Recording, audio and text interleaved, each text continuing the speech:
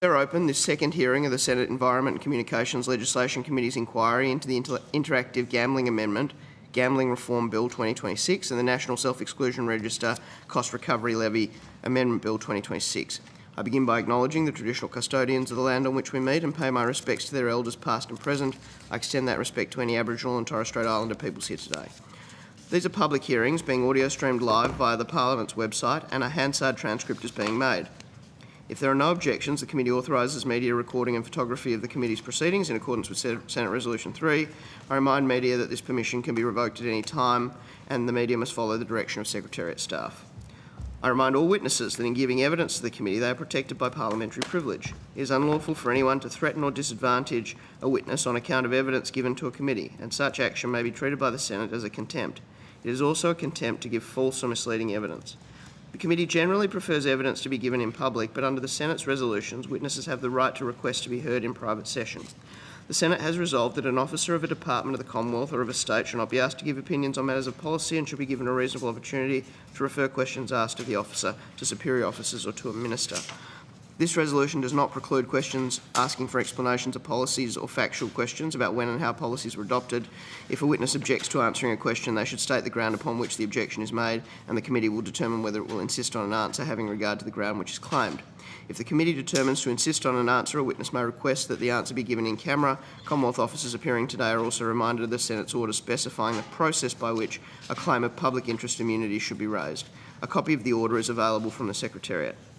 I remind senators of their obligations under the Behaviour Code of Australian Parliamentarians to treat witnesses with dignity, courtesy, fairness and respect. I also remind senators of their obligation to declare any relevant, potential, perceived or actual conflicts of interest in relation to the inquiry. I invite senators to make any declarations now and throughout today's hearing should a senator become aware of any conflicts of interest. Answers to questions on notice should be returned by Tuesday, 11 August. Before we begin,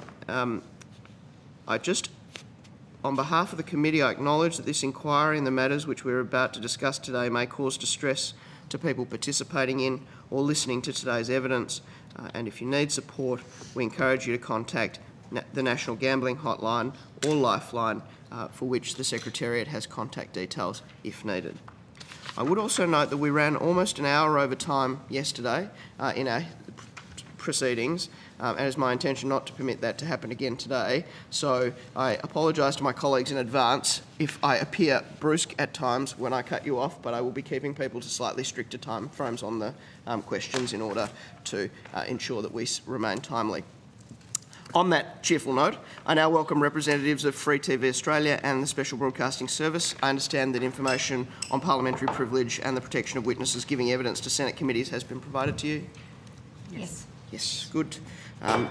For the Hansard record, will you please state your full names and the capacity in which you appear here today? Michael Coonan, Director of Public Policy, Free TV Australia. Bridget Fair, CEO of Free TV Australia. Sophie Cole, Acting Head of Government Policy and Regulatory Affairs at SBS. Matthew Hancock, General Manager of Streaming Digital Products at the Special Broadcasting Service. Wonderful. I'd invite each organisation to make a short opening statement, and at the conclusion I'll invite committee members to ask questions. Thanks. Thanks, Chair and Committee, for the opportunity to be here today. Free TV represents Australia's commercial free-to-air broadcasters. We provide free, trusted news, live sport, Australian drama that reaches 19 million Australians every week. It's available to everyone, regardless of postcode or paycheck, and that service is funded entirely by advertising, and our future depends on a sustainable advertising model. We recognise the community's concerns around gambling harm, and we accept that further wagering advertising restrictions are coming, but we would say that those restrictions should be workable and applied fairly across the sectors that carry wagering advertising, not just broadcasters. We've provided a submission to the committee which raises three priority issues. First, the age assurance requirements on the triple lock for BVOD services like 7plus, 9 Now and 10 streaming must be proportionate. These services are free live simulcasts of broadcast services. They're not gambling or adult sites, and they shouldn't be treated the same way. Facial recognition, credit cards and government ID are not appropriate for people trying to sign into what is a service that should be able to be easily accessed by every Australian, and they won't work reliably on things like television sets. If the triple lock is retained, age assurance should be satisfied through self-declaration and set out clearly in the bill. Without that, the bill risks an effective ban on wagering advertising for broadcasters' free streaming services, while other platforms with existing age assurance capabilities will keep earning from the same category. Second, broadcasters need a realistic implementation time. As currently drafted, there might be as little as 3 months between the bill passing and the triple lock obligations commencing, and less again once ACMA clarifies what reasonable steps means in practice for the triple lock requirements. I would note that social media platforms were given 12 months to implement age assurance, and television manufacturers 18 months to implement new prominence rules. Broadcasters with far fewer technical resources and financial resources need at least the same, and we recommend that the bill commence 18 months after royal assent to allow us to implement those obligations. Third, there are a number of uncertainties in the way the bill applies to broadcasters. One of these is that the hourly cap on wagering advertising should be measured on a clock hour basis, not a rolling hour basis. We accept that a limit of 3 wagering advertisements per hour in non-sport programming before 8:30 will be the rule, but our scheduling systems operate on fixed clock hours, as ACMA guidance and the Free TV Code already do, and we are not set up to monitor a rolling window without costly rebuilds on what are now legacy systems. Another concern is the definition of wagering advertising content, which is uncertain and potentially broad-reaching and could expose broadcasters to significant penalties for material where no benefit has been received. And this needs to be clarified consistent with the definition of wagering advertising content currently in our Free TV Code. There is also an inconsistency in how the racing exemption applies across our broadcast and BVOD services. While racing content is exempt from the rules for broadcast, only dedicated online racing services are exempt, meaning that a broadcaster who showed a race such as the Melbourne Cup on their main channel would not be exempt from the rules for the same content on their BVOD channel. So these are matters that really need to be addressed in considering the bill, and we welcome the committee's questions. Thank you very much. Chair, SBS also has an opening statement, if I may. Yes. Thank you. SBS thanks the committee for the opportunity to contribute to the inquiry. The Special Broadcasting Service is a free-to-air national broadcasting service that provides TV, radio and digital media services, including SBS On Demand and the SBS News app and website. SBS is proud to be ranked equal first as the most trusted source of news in Australia, along with the ABC, according to the Digital News Report 2026, and to deliver sporting tournaments, including the FIFA World Cup, live and free to our audiences, as well as to commission quality Australian drama, documentary and other content to fulfil our public interest charter. SBS is also proud to be the first broadcaster to offer its audiences an advertising opt-out functionality, which we do on our account-based service SBS On Demand to give our audiences more choice. SBS acknowledges concerns in the community about gambling advertising. As an impartial public broadcaster, SBS is committed to adhering to any regulations in relation to advertising, and we respect the role of Parliament and regulators in determining and setting limits on advertising, including gambling ads. SBS is a hybrid-funded broadcaster, with commercial revenue making up around a third of our operating budget, which is reinvested to create content and provide our services to the Australian community. The proposed changes in the bill will have an operational and financial impact on SBS, so our focus will be on managing these effectively. SBS does have concerns with the bill and suggests a number of amendments to help address what we consider to be disproportionate or unreasonable implementation impacts. Of primary concern to SBS are the proposed conditions which must be met for wagering advertising on online content services. Our focus is on 3 key points. First, self-declaration of age should be sufficient to fulfil any age assurance requirements. This would be consistent with SBS's approach for SBS On Demand, and it is proportionate because the broadcast media environment is very different to social media, with broadcast media services, content and advertising subject to regulation. Secondly, news and information websites and apps should be exempt from account-based requirements because there should be no friction or barriers to access to free news media services, and media companies should not have to undertake age assurance of Australian audiences seeking to access news, and in our case, publicly funded news. Thirdly, there should be an 18-month implementation timeframe for the online content service provisions because of the cost and complexity, as well as the time needed to implement the solution following any guidance from the ACMA. Without this, the bill imposes an effective ban on free-to-air broadcasters who produce local news and Australian content for Australians and puts us at a competitive disadvantage with social media companies who've already been afforded the time to implement age assurance solutions. We look forward to your questions. Thank you very much. Senator Hanson-Young. Thank you. Firstly, I just want to ask what level of consultation you had with the Minister about this legislation before it was tabled. Free-to-air? We've had some engagement with ministerial staff.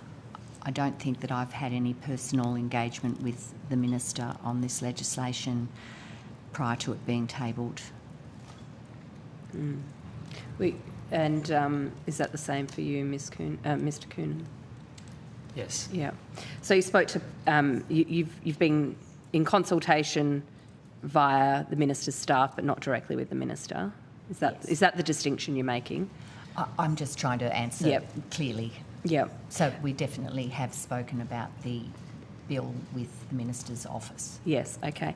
And what about the department? Yes, we've, I think, had possibly 2 meetings with the department where we've raised our issues with the matters being considered. Mm-hmm. SBS, what level of engagement have you had with the Minister's Similarly, the department has offered a couple of opportunities to ask questions about the framework, and they've been convened with some industry colleagues. We've been in touch with the Minister's office on various occasions to discuss elements of the framework, and the Chair and MD of SBS meet regularly with the Minister and, raise a range of policy matters with the Minister directly in those meetings. Mm-hmm. Obviously, the opt-out option that's currently with SBS is continues to be referenced by the government as proof as to why an opt-out rather than an opt-in for streaming services would be appropriate. I assume you've come ready with some figures and information about how that system works. Could I ask how many Australians access your service on a monthly basis? Sure, Senator. Look, SBS acknowledges the interest in this issue, and we are definitely prepared to share information as you request. We do ask that the committee be mindful that SBS is a commercial business, and figures about our user accounts, our opt-outs, can be commercially sensitive. Also, these figures are not static and are subject to change. And you've asked for our monthly figures, which my colleague Mr. Hancock can provide you with. I'll start with a couple of caveats. First thing is we're talking about accounts, not people. Mm-hmm. Because usually, just to be clear there, that's usually because there is an account for the household. The lounge room television has an account. It's not, and then there's there could be profiles depending on the service under that. That's correct. Mm-hmm. In the instance of SBS On Demand, there isn't profiles, but there is a likelihood that we will introduce them into the future, which is something that maybe we want to talk about later on, because that adds complexity to what an age verification solution looks like when you're on a shared account. But for to try to give you some numbers around this, we have typically around 14 to 15 million registered accounts annualised over time. That's because every day they change as new people sign up. And we also, through our data minimisation practices, delete dormant accounts after a period of time. So every day they change. We have about 1.5% of those accounts that are have opted into one of the 3 categories, of which, in the interests of this inquiry, a third of those relate to So what is that in terms of figures? How many accounts have opted out of getting gambling advertising? So gambling advertising, it's close to 120 to 130,000. 120 to 130,000 out of 14 to 15 million accounts. Yes, of which some of those accounts are dormant. And it's probably worth pointing out that as we have introduced to the My Account page, we ran a pilot for a couple of years where you could go and submit your email address and we would manually introduce a opt-out. Since February this year, it has now been embedded into our system. And as part of new account creations, that rate now lifts to 3%. Mm-hmm. And we heard evidence yesterday that you have to choose whether you want to opt out of gambling advertising, which means that you've opted into alcohol advertising, or vice versa. Is that correct? Senator, the opt-out feature that SBS has introduced since 2024 provides a choice between one of three categories to opt out of. So, SBS was responding to its audience feedback in bringing in the opt-out functionality. What the opt-out functionality does is give audiences more choice about their user experience, and it allows SBS to balance its need to gain commercial revenue that support the content and services that fulfil our charter. Mm. So just to be clear, what are the three categories? They are gambling, alcohol and quick service restaurants. Like junk food? That's it. So you've got to pick the lesser of your three evils, effectively. It provides another way that there is, ad minimisation for Australian audiences. Across the regulatory framework, there are a range of, bases upon which ads may be minimised. SBS is subject to a 5-minute limit in the Broadcasting Services Act, and we comply with other rules and regulations around advertising, around classification zones. The opt-out is another layer for ad minimisation for audiences who wish to, minimise their exposure to certain categories. Yeah. Thank you. And just to be clear, SBS introduced this option, these choice options, as a result of your audience requesting them. The public wanted this. Yeah, so SBS takes account of its audience feedback on a daily basis and takes it very seriously and has taken it into account in this regard. SBS is aware of concern in the community about some of these categories and, brought in that functionality. Across the balance of all the feedback that SBS may get about its content and services, we receive a range of, audience feedback on anything from, accuracy to taste and decency matters through to advertising. But overall, the level of audience feedback about advertising is relatively low. It's around sort of 1% of the audience feedback that SBS receives. Okay. Thank you. Ms Fair, am I right in understanding that from a free-to-air television perspective, that the triple lock system that is being proposed by the government in this legislation, that your members think that this is virtually unworkable?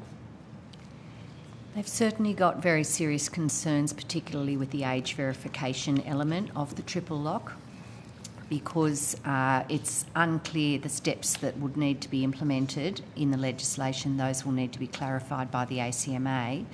But if it were to require something like credit card information or facial recognition or other similar types of personal information, that is not something that we're currently set up to take from consumers, and that's intentional because our service is supposed to be able to be freely accessed by all Australians. So it would require a very significant amount of technical rebuild of our services, and that would take a considerable period of time.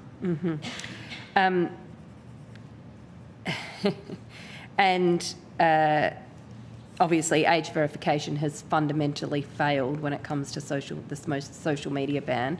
We know 80% of kids get around it. So the proof is in the pudding thus far that it's very difficult to implement, isn't it? I'm really not across how it's working in social media. I just know that for broadcasters, not only do you have to implement an entirely new technology once, but for most broadcasters, we have to offer a separate app depending on the brand of the manufacturer, because they all use different operating systems, and sometimes even within individual brands there are different families of sets, so multiple iterations of our BVOD apps would need to be rebuilt for both age verification and opt-out. Okay. Sorry, I just thought I'd add, Ms. Fair alluded to the fact that TV sets are a very different device to, say, a mobile phone when it comes to some types of age assurance, and taking into account the need for us to be universally accessible, and including to people with lower technology literacy. I think that some of those instances of technology that might have been used in another context would not be appropriate or proportionate in this context. Yes, I'm understanding that. Thank you. Can I ask?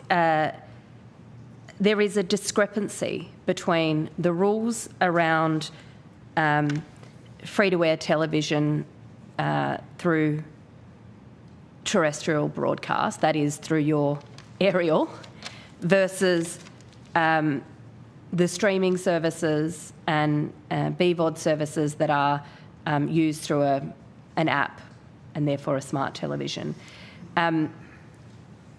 Ms. Fair, do you understand why the discrepancy exists? Like, why is it that free-to-air through broadcast terrestrial, you can't play ads under these rules during sport, but you can if you're on an app? Look, that was not something that we've sought in the legislation. So the current situation is that there is a ban on advertising in live sport, gambling advertising in live sport, on any platform. And that's been the case since 2017, and we have implemented that rule, and we certainly did not seek a different treatment on our BVOD services in this bill than in the current situation. So just to be clear, what is in this legislation is weaker than the status quo when it comes to BVODs? So currently under the legislation, you can, if you've implemented the triple lock, offer gambling advertising in live sport before 8:30 p.m. in scheduled breaks. So that ad breaks. You can show ads in ad breaks. Yes, in scheduled breaks. It would probably be half-time, those types of areas, depending on how the definition worked. But you cannot currently do that under our code. I mean, that's extraordinary. This is a government who's put up a piece of legislation beating their chests to suggest that they're putting in place restrictions around ads, and it's actually weaker than the status quo. I mean, what a joke. Thanks, Chair. Thank you, Deputy Chair. Senator Henderson. Thank you very much, Chair. Good morning to you all. I regret, and due to illness, I'm sorry I can't be there in person, so I'm battling on. But look, I do have a number of questions for both Free TV and SBS. Firstly, to SBS, can I understand the annual revenue from gambling ads, please? Senator, I can provide you with an indication of the volume of SBS's gambling advertising load. So in financial year 2026, there was 2% of our total advertising was gambling advertising. The precise revenue associated with that is commercial in confidence. SBS does, however, report in its annual report and in the PBS, report its gross annual revenue for the financial year. Could I, sorry, Senator Henderson. Can I just understand what is your gross advertising revenue, please? So in terms of our gross revenue from commercial sources, including advertising and sponsorship, for the financial year 26, that was 150 million. And the year before, 24-25, was 126 million.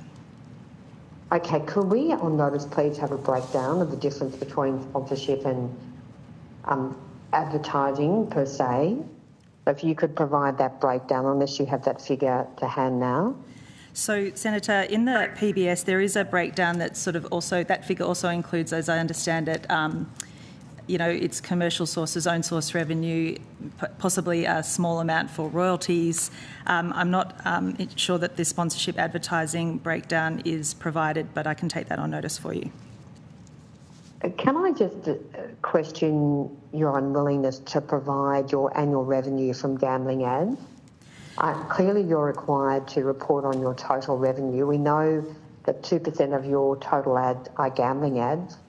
I would put to you that as a national broadcaster funded by the taxpayer to a large degree, it is appropriate that that information is shared. Senator, you understand that SBS is a commercial business. We are partially funded by taxpayer revenue to about 2/3 of our operating budget.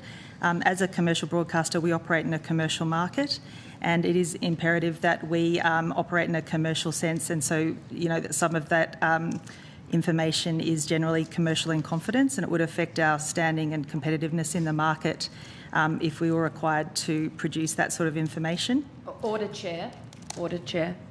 Sorry, Chair, if I could just continue. Order. I just want to finish this line. Sorry, hold on. Let's just work out what's happening here. Senator Henderson, give me one moment. Are you raising a point of order? Yes, I'm raising a point of order. What is it? I would like... SBS hasn't been clear as to whether they're claiming public interest immunity. If they're not, or if they are, I want to see that. If they're not, then I request that the information that has been asked for is given confidentially in camera. Senator, Sorry, if I was just, I know it's difficult when I'm appearing via phone, but that was going to be my next question. Could this information please be provided on a confidential basis? And then we would also be asking for the public interest basis on which SBS is declining to provide this information. This is of very significant national interest. Chair and Senators. I'm also seeking the number of gambling ads that you're running each year on your network, please. Have you got that figure? Senator, Chair and Senators, I certainly was not making a claim for privilege. What I was doing was articulating that we do operate in a commercial market, and generally, that information is treated as a commercial in confidence piece of information. I'm happy to take on notice for you, Senator, your question for a breakdown of sponsorship and advertising revenue, and likewise the question as to whether we can provide that information in confidence to the committee. Why don't we do it in this? Sorry, hold on, Senator Henderson. Let me just resolve this.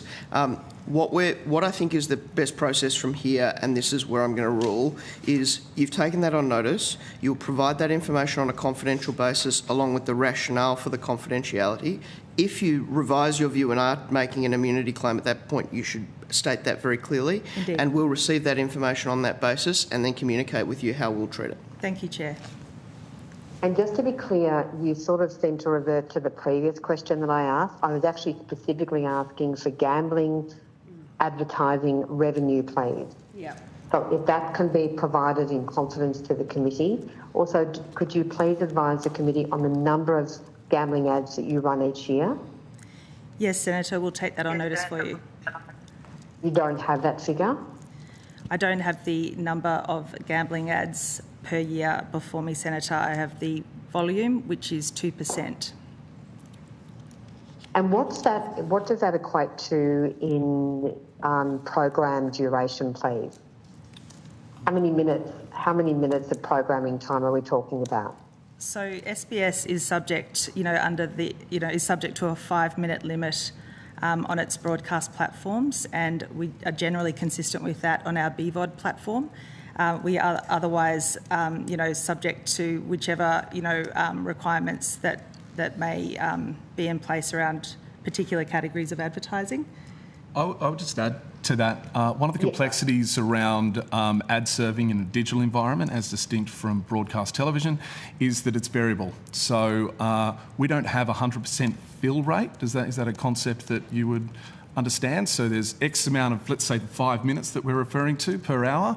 It's not always full on on SBS On Demand, and so we close down those ad breaks. So it's not as simple as saying 2% of 5 minutes per hour is therefore the minutage for gambling ads, because we might at various times only be running at a 58% average fill rate, which means that we would need to go away and really do some sums around what the minutage looks like, what the volume of ads look like, but typically speaking 2% is the right number.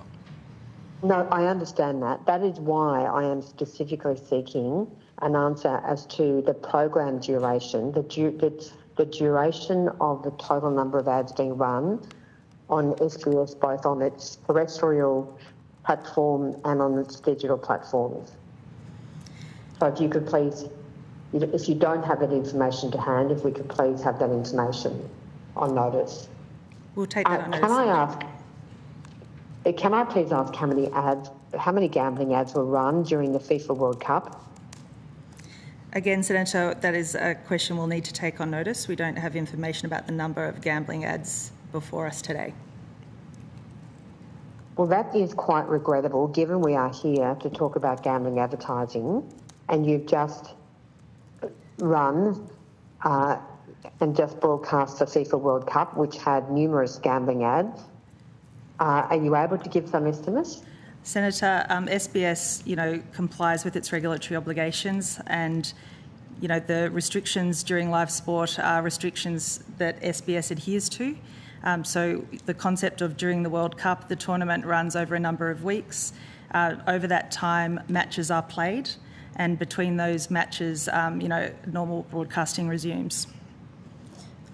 No, I understand that. I understand and I'm not suggesting you breached your regulatory obligations. I'm just seeking to understand how many gambling ads were run during the period of the FIFA World Cup broadcast, both the live sport broadcast and all of the other associated programming. We'll take that on notice. If you don't have that, okay, Thank you very much. Can I just ask how many subscribers you have on your digital platform? 14 to 15 million registered accounts on an averaged basis. Okay, so registered accounts does not necessarily equate to the number of people, is that right? That is correct. And can you determine how many people have signed up to your digital platform? So the mechanism by which we work out the average number or the total reach of people is through the OzTAM measure called VOZ. We can provide that on notice. Don't have all of those numbers, but it was widely reported during the World Cup, for example. I think we reached 17 point something million Australians across the tournament using both terrestrial broadcast and our BVOD service. That's people.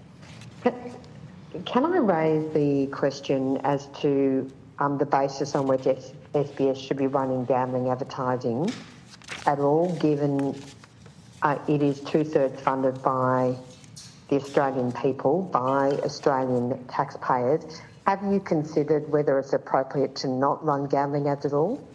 Senator, SBS is a public service broadcaster.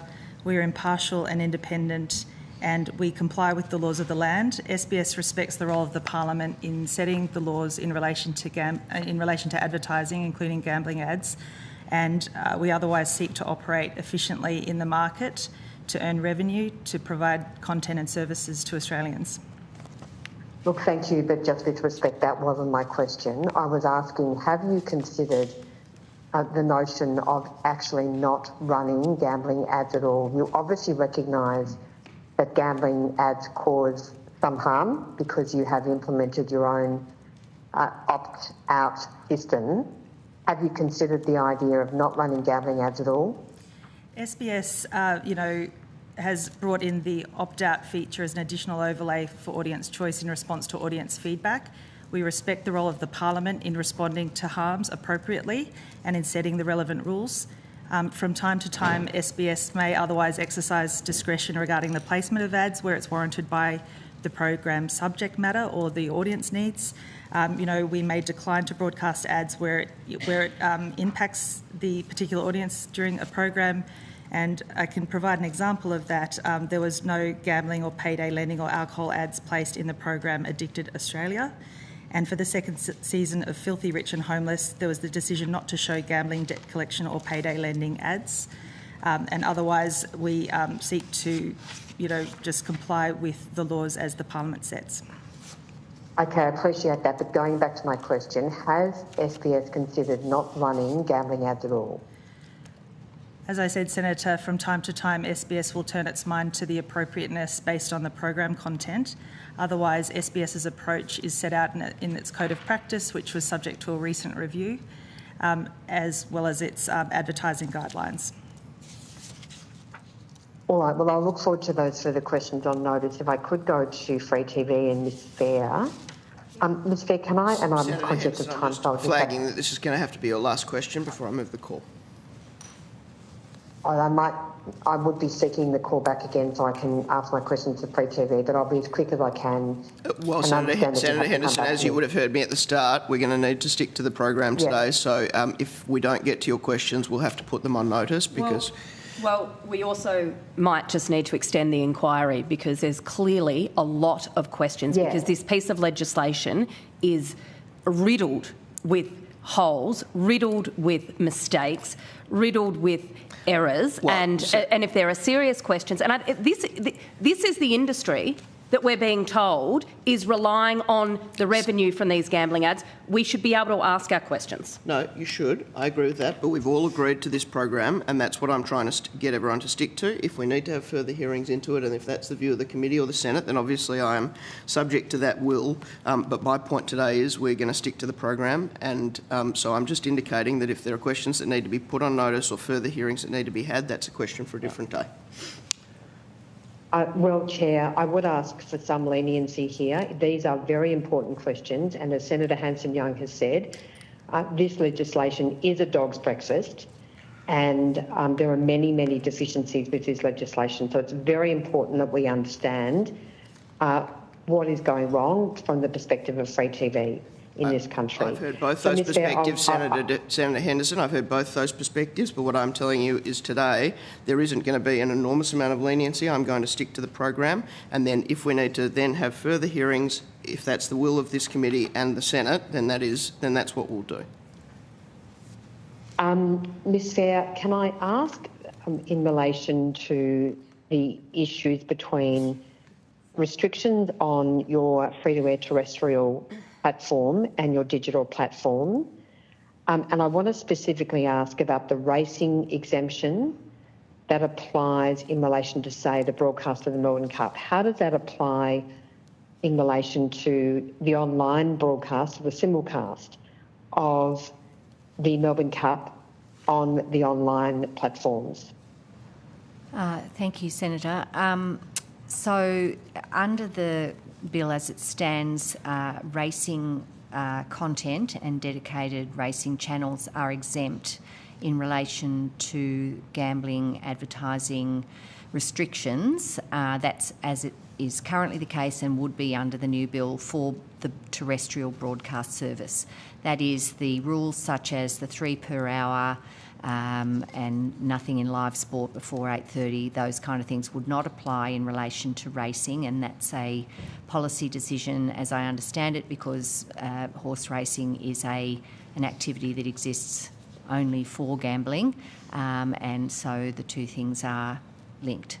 And so a broadcast of the Melbourne Cup on our terrestrial broadcast would be exempt from the gambling advertising rules. In relation to our BVOD, free streaming services, the racing exemption applies only to a dedicated racing service. And therefore, if, as Channel 9 currently has the Melbourne Cup rights, they provide a range of different types of content on the day that the Melbourne Cup happens. They're not a dedicated racing service, although that is dedicated racing content, and therefore the exemption would not apply on the online version of the 9 free service. So Australians who expect to be able to tune into the race that stops the nation may find that they're getting a different service on one platform versus another. So just and I know we're against time, can you explain the other ways in which, given the current drafting of the bill, the other ways in which there's the different ways in which terrestrial broadcast and BVOD are treated? I mean, I am very concerned also that there is a weakening of the restrictions online in relation to the prohibition on gambling ads during live sport. And this is of great concern that the government has walked back these restrictions in a very significant way. Can you just expand on that further? So currently all live sport, one cannot show any gambling ads before 8:30, whistle to whistle and with a 5-minute shoulder period. Under the legislation, live sport provided on the free streaming service would be treated under the online rules. So there could be no gambling advertising on that service if a triple lock was not implemented. If a triple lock is implemented, a service provider could provide gambling ads before 8:30 p.m. in live sport in scheduled breaks. So the current prohibition against showing gambling ads during live sport online would be effectively lifted for anyone who goes through the triple lock? Yes, the triple lock would allow people to opt out, and those people who had not opted out could potentially be provided with gambling ads in a live sporting event before 8:30 p.m. Thank you, Senator Henderson. I'm going to go to Senator Pocock. Thank you, Chair. Thank you for your time this morning. I've got some questions for SBS. I really value the role that SBS plays in Australian society as a public broadcaster. Thank you for the work that you do. You just said to Senator Hanson-Young a few minutes ago that you value audience feedback. And I can tell you that my office has never received more complaints about gambling ads than during the recent Football World Cup. And I wanted to ask some questions specifically about the match between the Socceroos and Paraguay.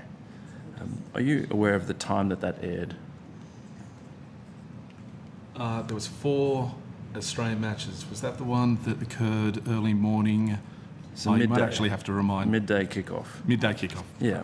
That was the Friday midday kickoff. And are you aware that it was live streamed in primary schools right around the country?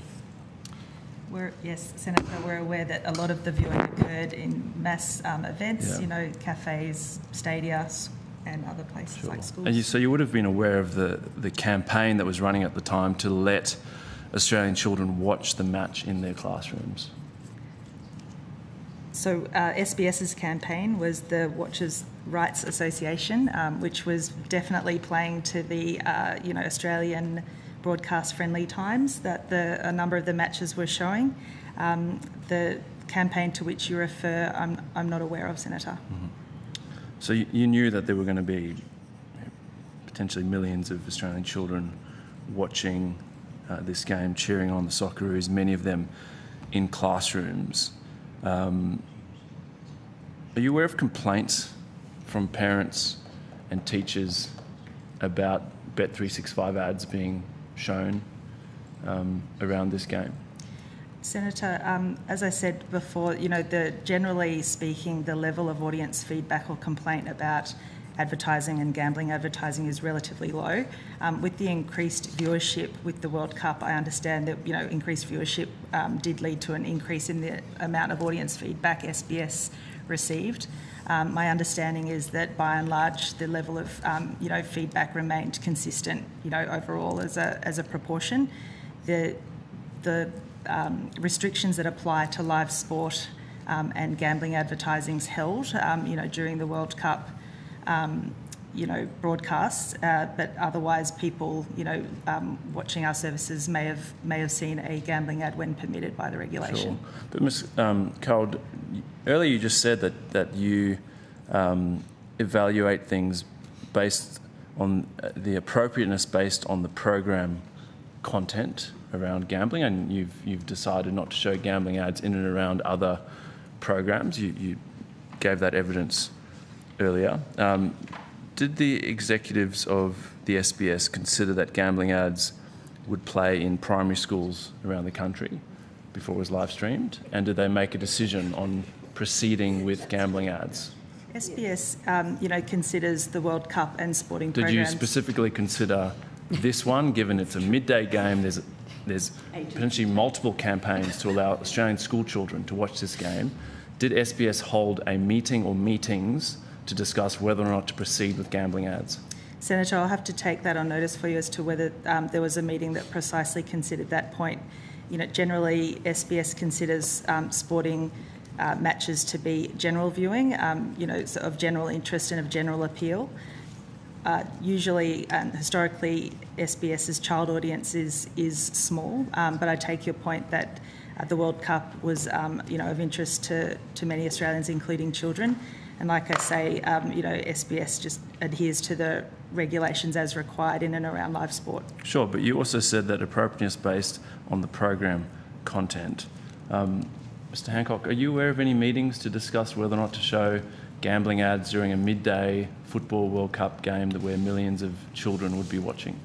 I can provide you with a clearer answer. I was not involved in any meetings. It was in relation to that specific game, talking about the gambling. Are you aware of any?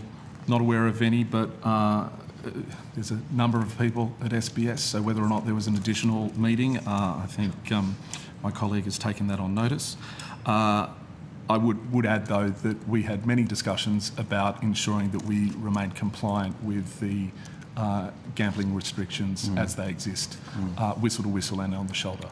Which I guess brings us to the concerns with this bill, where we hear from researchers that basically media companies, even if you're a public broadcaster, all you're going to do is find a way to maximise profits based on the current rules. And if that means serving Bet365 ads to millions of Australian children at midday, supporting the Socceroos, then stuff them. We're gonna show those ads because it's general viewing and we're just going by the rules. I would personally say, as the public broadcaster, you probably have a bit more of a expectation on you from Australians that you would consider these things. But I think it really rams home the point to the Senate that we have to ensure that this bill actually is in line with community expectation, and we can't just allow broadcasters, sports, the SBS to make a judgment call. Senator, I'm wondering if you accept that Australians urgently want to see action on gambling ads, given it's been over 3 years since the Murphy review. Senator, we acknowledge the, concern in the community. We are aware, obviously, of the debate before Parliament and, Parliament's, thinking through the bill that's before the inquiry. From our perspective, we're very much focused on, the technical challenge that the bill presents. Obviously, if audiences, and it may be in the school environment, wish to watch SBS or the World Cup on the broadcast terrestrial platform, they'll be subject to the rules on the terrestrial platform. With SBS On Demand, the option was available at the time of the World Cup for teachers and parents to create an account on SBS On Demand and opt out of categories of advertising that they didn't wish their audience or children to view. My colleague, Mr. Hancock, can speak to the technical challenges as we see them, in terms of implementing the online, age assurance requirements. Sure. And thank you. Just going to your submission, it says that you support, and I'll quote, support wagering advertising that is in line with community expectations. Is that a genuine commitment that you've written in your submission? Would you repeat the question? Sorry, Senator. You said in your submission that you support wagering advertising that is in line with community expectations. Is that that's genuine? Senator, we respect the role of the Parliament and your role in, addressing the community feedback and assessing the evidence about harm and coming up with the appropriate regulation. I've heard very clearly from people in the ACT that I represent that they don't want any gambling ads. We've heard from expert after expert that we should be banning all gambling ads. And we've heard through this committee that if the major parties don't have the courage to do that, then at least it should be an opt-in rather than opt-out. I'm wondering if the SBS would support an opt-in mechanism, given it probably does away with some of your concerns around everyone having to age verify. It could just be a much narrower process for people who presumably want to be flooded with gambling ads. Did you want to Or don't mind. Yeah, I mean, I'll probably try to provide a technical answer to the question. It does remove some of the age verification technical requirements. That is true, but it's probably also true, in my experience, to say that they will then not do it.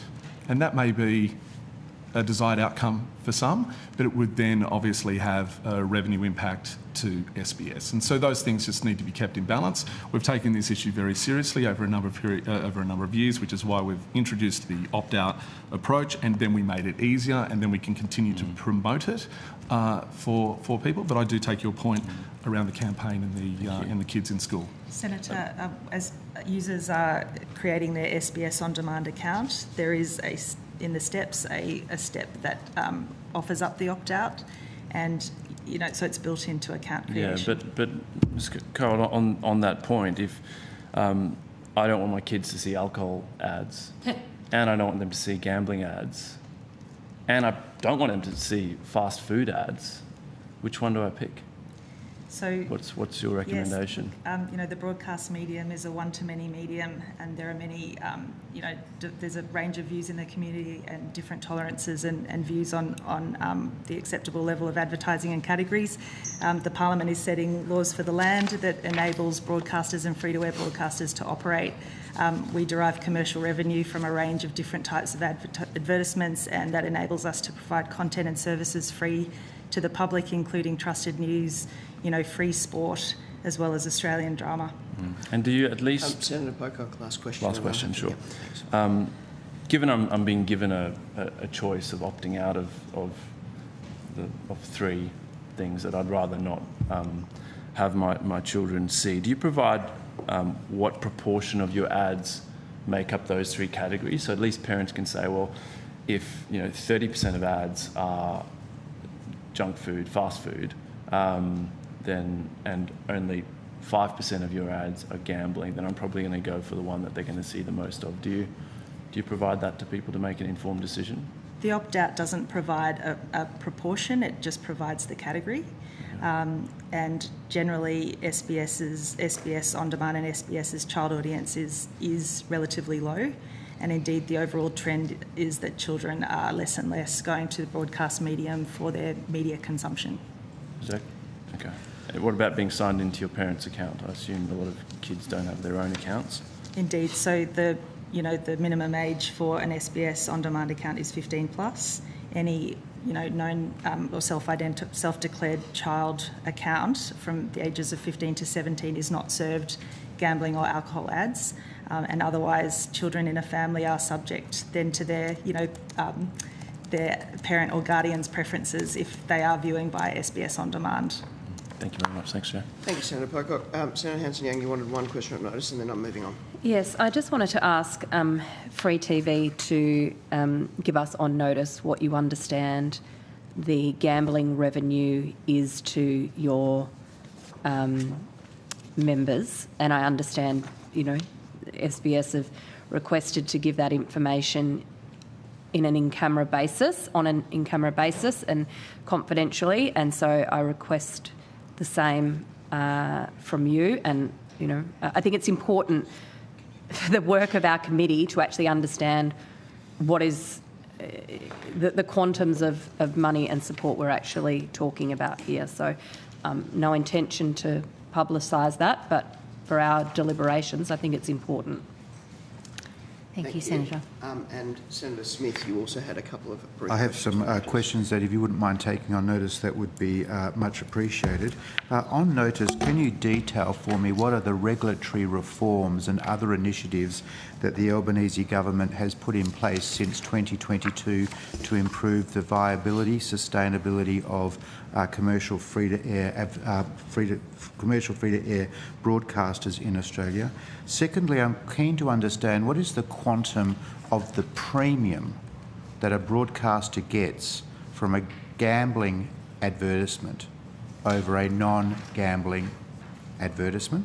I'm keen to try to understand what would be the displacement, or what is the displacement of other advertising types because of the availability of gambling advertising.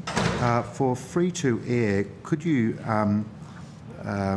just detail what is the competitive threat to free-to-air broadcasting in Australia as it currently is? And then finally, whether or not you're in a position to update these figures. I understand that gambling advertising accounts for 3.3% of all commercial free-to-air television advertising revenue in 2022, but by 2024 that had fallen to 1.3%.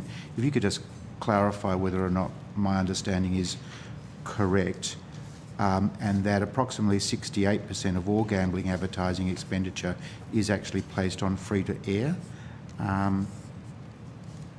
That would be most appreciated. Thanks very much. And just finally, free-to-air, in your submission, you make the following statement in one of the dot points, that the bill must be amended to ensure it does not exceed community expectations. I'd just be keen to understand how you see current community expectations in regards to gambling advertising. Thank you very much. I thank the witnesses from SBS and Free TV Australia for your appearance here today. You've taken questions on notice. Please provide them by the date provided to the Secretariat. And you go with the committee's thanks. I now welcome representatives from the Australian Communications and Media Authority to come forward.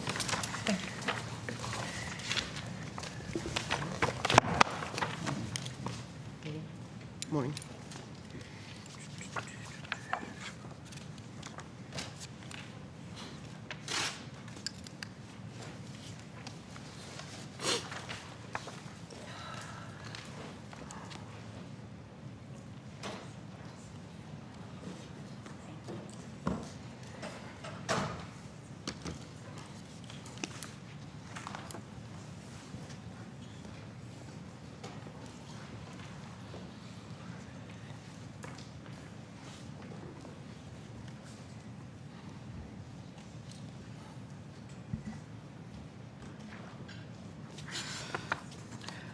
Good morning. I understand that information on parliamentary privilege and the protection of witnesses giving evidence to Senate committees has been provided to you. I remind senators that the senators resolve that an officer or department of the Commonwealth or a state should not be asked to give opinions on matters of policy and should be given a reasonable opportunity to refer questions asked to the officer, to superior officers or to a minister.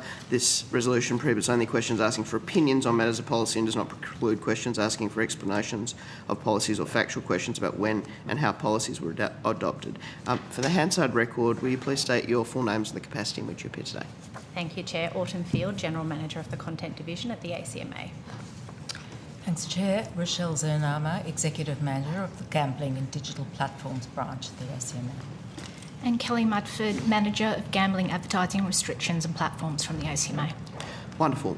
You will have heard my remarks about timing today, and we're under a reasonably large amount of pressure. If you have an opening statement and it's possible to table that rather than read it, we would be grateful.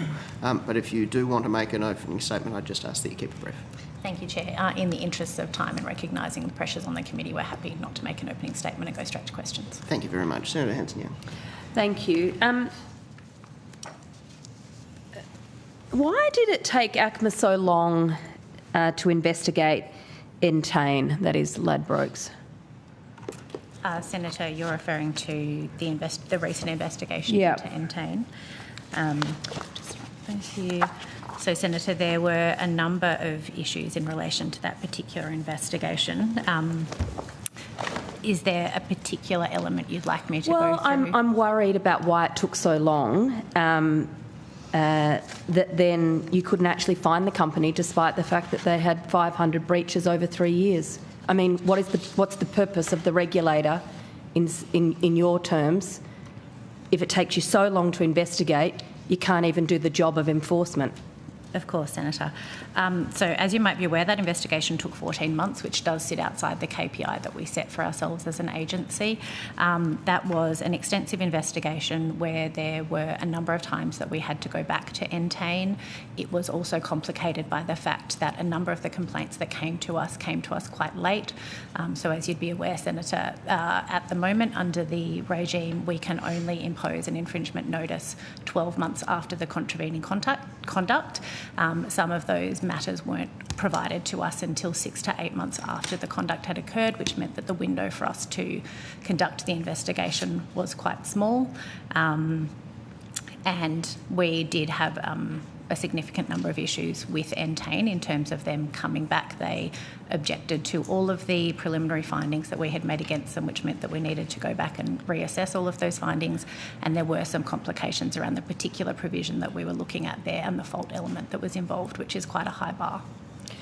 So a company that has breached the law over 500 times over a 3-year period, continued to take bets, opened accounts for people, even on the self-exclusion register, that is BetStop, and this has just been able to continue.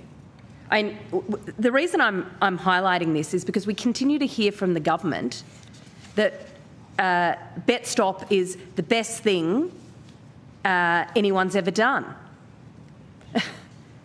And we've heard from gambling victims that it doesn't work for them. And now I'm hearing from you as the authority that it doesn't work because you can't even enforce it properly. You can't even have proper consequences when somebody breaches it. I mean, this is all for show. Is there anything in this current legislation that we're investigating today that is going to give you more powers? More powers, but not just more powers. I'm trying to be polite here. A kick up the backside to do your job. Yes, thank you, Senator. I'm happy to take you through some of the improvements that will be made to the scheme that sits around BetStop that will assist us in terms of our enforcement. So the bill is going to, there have been some issues around IWP's matching with the NSER, so there is now going to be, the definition of name will be refined to include only an individual's full name. There is a significant increase in penalties for offences under the Act. They've been increased by at least 4. There are additional safeguards to support people to try and prevent them from bouncing on and off the self-exclusion register. So at the moment, the first time that somebody excludes, it needs to be for a minimum of 3 months. That will be extended to all registrations. The bill will require internet wagering providers to link old and new accounts. So, for example, if somebody comes off BetStop and decides that they want to reopen an account, they will need to link their old account to their new account. And that is an attempt to ensure that kind of flaggers of previous problematic behaviour are linked. There will also be an increase to the amount of time that the ACMA has to issue infringement notices, so that will be extended from 12 months to 24 months. And we have been provided with additional resources in relation to the new functions under BetStop. What level of advice or consultation did ACMA have with the government and the Minister's office in the drafting of this legislation? So, Senator, we were provided copies of the aspects of the bill that related to the ACMA's functions through the drafting process. We didn't have specific consultation with the Minister's office on the bill. So the Minister's office and the government didn't come to you and say, what is going to be the best way of stopping vulnerable people being bombarded with gambling inducements? So that advice, Senator, is usually provided by us to the department and then through to did the you give Minister. that? Did the department ask for that advice? They did ask for our advice on the implementation aspects of the bill, yes, and we had previously provided advice to Mr Eccles when he was undertaking the review of the NSER. Did you provide advice about what the best way to stop the damage of inducements? I'll just ask my colleagues. Senator, I don't believe we did. That would be a matter of policy for the government. But policy is based on advice and expertise, and you're the communications regulator. Did they ask for your advice? On inducements in particular? No, Senator. They didn't even ask for your advice on how to stop inducements harming Australians? No, Senator. The advice that you did give the government was simply, correct me if I'm wrong then, what I'm hearing you say was about this is the legislation and this is how it would work based on the rules that they'd already come up with. Is that what you're suggesting? Yes, Senator, that would be our advice in the main. In relation to the aspects of the NSER, certainly we had provided advice to them about issues that we were seeing in relation to things like push notifications and the time period. So we did provide advice on what we had seen in the implementation of that regime. Why do you think the NT Wagering Commission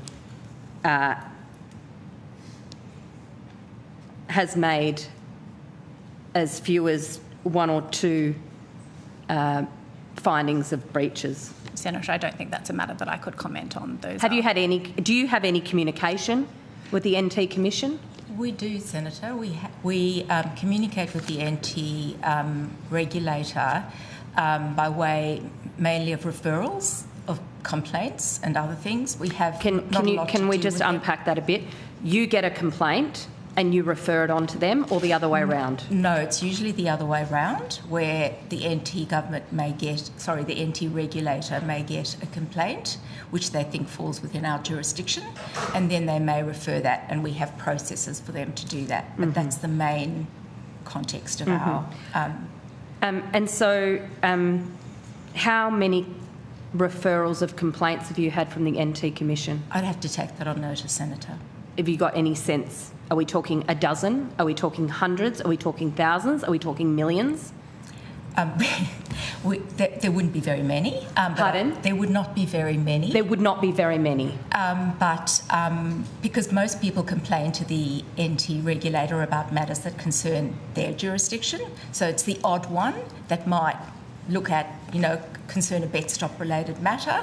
But I'd have to take the precise number on notice, Senator. Could you please? We will. And the timeframes that they were given, and whether you found any of those to be in breach. How many breaches have you found in relation to gambling, advertising, inducements, promotion? Senator, we don't actually regulate inducements per se. That's not a role that the ACMA has. Because it goes to the sort of content of ads. And in the main, our role to now has been around the scheduling of ads and when those ads are scheduled. So the inducement component... In terms of broadcast? Broadcast and online during live sport. The inducement component of the National Consumer Protection Framework was implemented largely by states.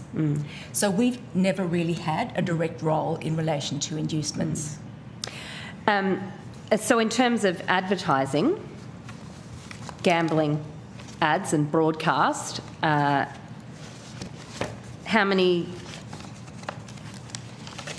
breaches have you found? I'm just looking for that information.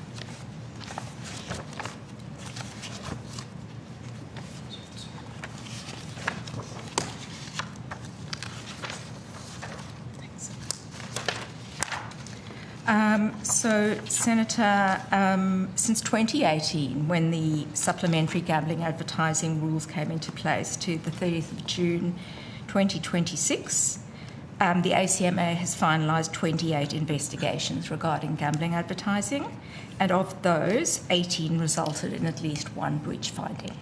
18. And have there been fines issued? We don't have the power to issue fines under the broadcasting codes of practice.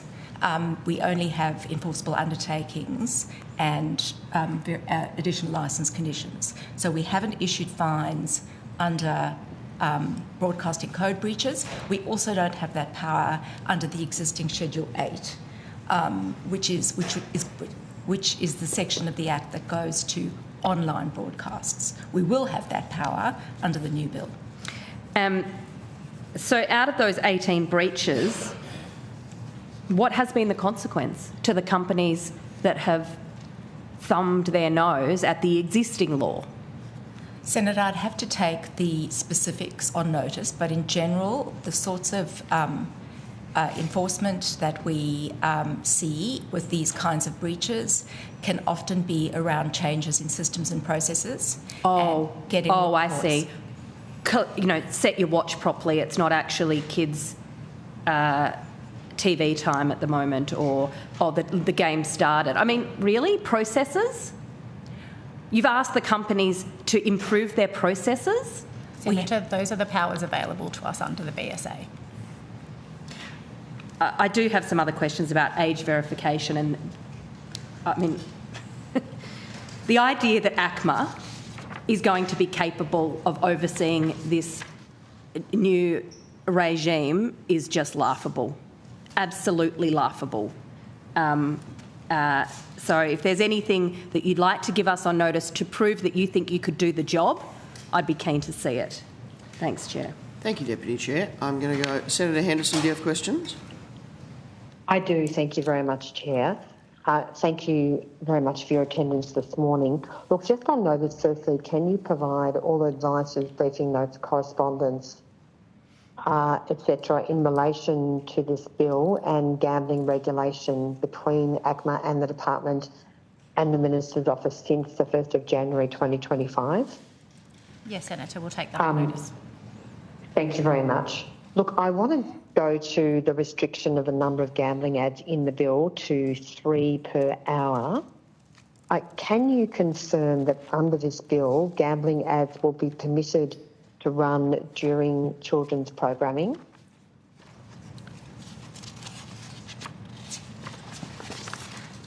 Senator, I'm just looking for my notes. There is an existing prohibition in the Commercial Television Code of Practice which prohibits gambling advertising during G programming between certain hours in the morning and afternoon, and any programs primarily directed at children. Our understanding is that protection will remain in place. It's not in the current... so it's not just children. It's not just children's programming. It's also preschool programming and general classified programming as well. Is that right? That's the current prohibition. I'm just looking for the actual rule. And while you're doing that, can you please refer me to the part of the bill which continues that prohibition during children's preschool and general classified programming, please? Senator, I should clarify that the bill is silent on that issue, and our assumption is that that protection will remain in place under the codes. Well, that's a very big assumption to make, firstly. On what basis are you making that assumption? Because that's my very point. The current prohibition on running gambling ads during children's preschool and general classified programming or programming targeted to children is not in this bill. Now, I would put to you that that is outrageous. And it is also outrageous that you are now in a position as the regulator where you're trying to make some sort of assumption. It's missing from the bill. So on the face of the bill, gambling ads can be run during children's programming. Senator, the basis of our thinking is that there is no indication that there will be any lessening of community safeguards around gambling advertising as a result of this process. We just heard from the Free TV... Well, hang on, hang on, sorry, Senator Hanson-Young. That is not true. We have just heard that there's a substantial weakening of the rules in relation to online broadcasts of gambling advertising. We now have a situation where this bill on its face allows gambling ads to be served during children's programming. That is outrageous. Senator, we understand from conversations with the department who are appearing this afternoon that matters that are not lifted out of the codes and put into the legislation will remain in the code. It is obviously a matter for Parliament about whether they think that's sufficient, but our understanding is that that provision will remain in the free TV code. Well, that is not clear on the face of the bill, and as you've said and made clear today. So I would say that that is just that is a very deficient part of this legislation. Can I move to the cap of 3 gambling ads per hour? So there's no cap on the duration of those ads. Is that the case? That's my understanding. In the current... Yeah. So in other words, each ad could be 2 or more minutes per hour. Senator, could you just repeat that? I didn't hear that question. So in other words, there's only a cap on the number of gambling ads per hour, not on the duration of each ad. Correct. So is it the case that a broadcaster could run ads of 2 or 3 minutes? Yes, per Senator. ad? There's nothing in the bill that would prohibit that. Right, and is from your point of view, is that acceptable? Senator, that's a matter of policy. We wouldn't have an opinion on that. Well, I have an opinion. You're the independent regulator. My view, my opinion is that if you are regulating gambling harm in this country, then surely the lack of certainty in relation to that cap, including the critical issue I've raised in relation to children's programming, is simply not good enough. Have you provided the Department or the Minister's Office with any advice in relation to these matters? Senator, as my colleague said, the advice we provided to the department throughout this process has been around implementation of the draft bill. Okay, well, I've asked for all advice on notice. Did you provide advice that more certainty is required in relation to the matters I've just raised? I don't believe we did, Senator, but we'll take the we'll take the exact detail on notice. I mean, I find this extraordinary. The Prime Minister and the Communications Minister have talked about addressing gambling harm, particularly targeted towards children. And we now have a bill which on its face allows 3 gambling ads per hour to be broadcast during children's preschool and general classified programming. We now have a bill where 3 gambling ads per hour are not limited in their duration. I would say, and I don't expect you to comment on this, that this minister is incompetent. There are more deficiencies in the bill than you can poke a stick at. And how can it be the case that if the government is addressing gambling harm, that these matters are not clear on the face of the bill?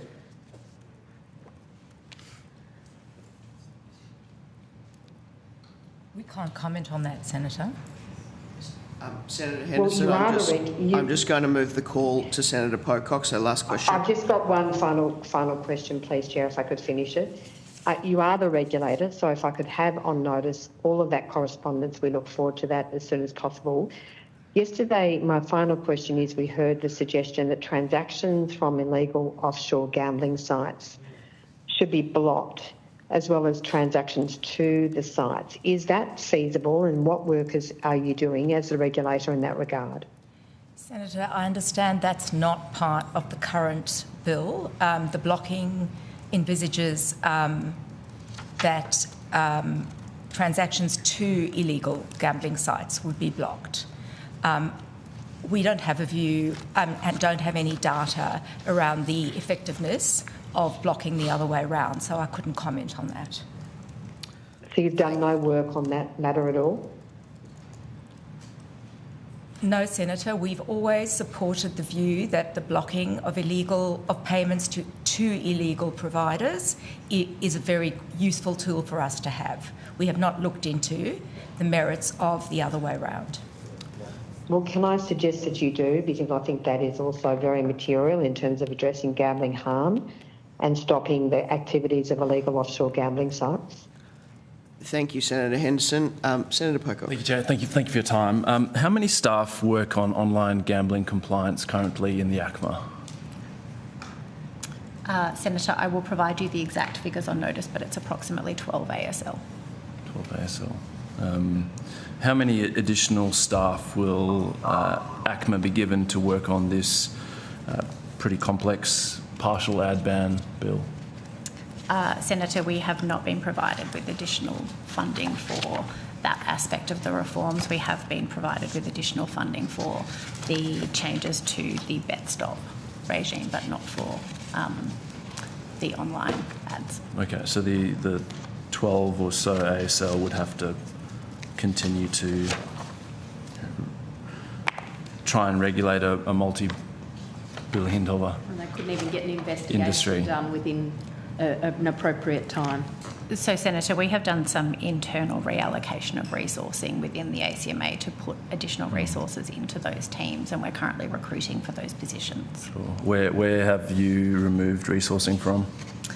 Senator, we have, as I say, we have reallocated. Some has come from, has happened corporately, so I couldn't tell you exactly where that has come from within my division. We are going to be scaling back some work around things like industry codes, reviewing those industry codes. Some of those, the CRA code has been done, the community broadcasting one is done, and we anticipate Free TV will have their code done in the near future. So we have reallocated some internal resources, a small number, only 3 staff have been moved from that work, and we will be supplementing that with the staff that we are advertising for at the moment. Okay. I mean, I imagine that all areas take a lot of work and staff, so maybe on notice if you can provide an exact breakdown of where you're taking staff from to work on compliance when it comes to gambling. I find this astounding, and my takeaway is that the government is not serious about this if they're not even giving you more staff to deal with what should and will clearly be a bigger workload, because the government's own analysis of the options that they had when it comes to legislation said that a partial ad ban that they've gone for will cost more to ensure it's complied with and will benefit Australians less than a full ad ban, which would be easier for you to actually enforce. Earlier you talked about increased penalties in the bill. I think it's good that there are increased penalties in the bill. It'd probably provide a bit more comfort if the ACMA ever actually used the maximum penalties available. As Senator Hanson-Young was talking about, we saw Entain breach bet stop rules 500 times and not cop a single fine from the ACMA. And this isn't trivial, because the government just constantly talks about bet stop and points to bet stop as the silver bullet when it comes to gambling harm in this country. And we all know that bet stop is basically scraping people off the ground at the bottom of the cliff. Yeah. Too late. And yet we know it's not even working as intended. Why didn't you levy a fine against Entain for even one of those breaches? Senator, because by the time the investigation was finalised, we weren't able to impose a fine. But you could have gone to the federal court to impose a fine. We could have gone to the federal court. That would have been an option available to us. I think we have seen from the recent court matter in relation to Triple P Fish that can take an extensive period of time. Triple P Fish, I think, took in excess of 4 years to come to resolution, particularly when we're talking about bet stop and we are talking about vulnerable people. And Senator, well, at least it'd put a rocket up somebody. At least it'd send a message that actually this is not okay. Senator Hanson, yeah. I mean, really. And so, Miss Field, you couldn't deal with these alleged breaches or actual breaches that numbered 500 or so in the 12-month cap because of resourcing, because of the number of staff you had available to you? Senator, I wouldn't categorise it as the number of staff. I think we have discussed this one. There were a number of factors in Entain, and I absolutely appreciate that was a suboptimal outcome from a regulatory perspective. So if it wasn't staffing, what are the other factors that stop you from dealing with something in 12 months? So, Senator, as I said before, a number of those complaints were quite old. They came to us and we only had a few months to be able to investigate. Investigations do take more than a couple of months in order to be able to finalise them. There is usually a vast number of information requests that we need to put out. Entain did object to each of our preliminary findings. We needed to get legal advice on that matter. So there were a number of factors in there. It wasn't, I think it would be incorrect to point to a single factor there and say that it was insufficient staff. Sure. I accept that some of you had limited time on some of them, but surely on some of them you would have had 10 months or so. Were there any where you actually had almost 12 months to actually deal with them? They can't all have come in with 2 or 3 months left on them. We'd have to take those precise details on notice. I don't have them in front of me, no, but I'm happy to take that on notice for you, Senator. The other thing I'd add is that we did take action against Entain. The reason we took this investigation on, even though we knew that many of the complaints were quite old when we received it, is that we were concerned about some systemic underlying procedural issues. And we have addressed those and through an enforceable undertaking, and that's vastly improved those systems and processes. Except we didn't issue fines because we weren't able to. But I just surely most Aussies think that when a regulator takes action against a betting company that breaches the rules 500 times, they think that's a fine. At least. When we're speeding or caught with, on our phones by one of those overhead cameras, if only it was ACMA enforcing the fine, nothing would probably ever happen. Would be sweet. But that is not what happens. And I think this whole thing just shows a couple of things. One, the government is not actually serious about this sort of gambling reform. If they won't even give you additional resources in the budget, when they know they have gone for the weakest, most expensive option to actually enforce. Complex. And then secondly, clearly we need a national regulator. Yeah. Clearly this is not working. No. Having the ACMA doing everything from telcos to TV to gambling advertising with this predatory industry which seems to run rings around. It's obviously too big of a job for you. You're not up to it. And maybe that's not your fault. But the government needs to recognise that. All right, this is can I just ask commentary a little? Just finally. Final question, and then we'll move on. So how's it going to work for the ACMA? Say someone reports that their child has heard a gambling ad in the middle of a children's podcast, as I've heard from parents is currently happening, but they contact you and said, listen, this happened on my account, but I have clearly opted out, and they have evidence that they have opted out. How will you investigate under this bill whether there was a breach of the laws? I'd love you to detail it, please. So, Senator, we would look in terms of whether there had been reasonable steps to stop that advertising. So looking at the content in terms of where it was, where a triple lock was in place, and then across, I guess, what you would call the supply chain, look at the online content service provider, whether they had provided reasonable steps, but also looking at the licensed wagering provider, because in terms of that obligation, there are obligations on both the licensed wagering provider and also the broadcaster. And how long will that take? Well, I think, Senator, it would remain the facts of the matter. I wouldn't be able to comment without additional detail.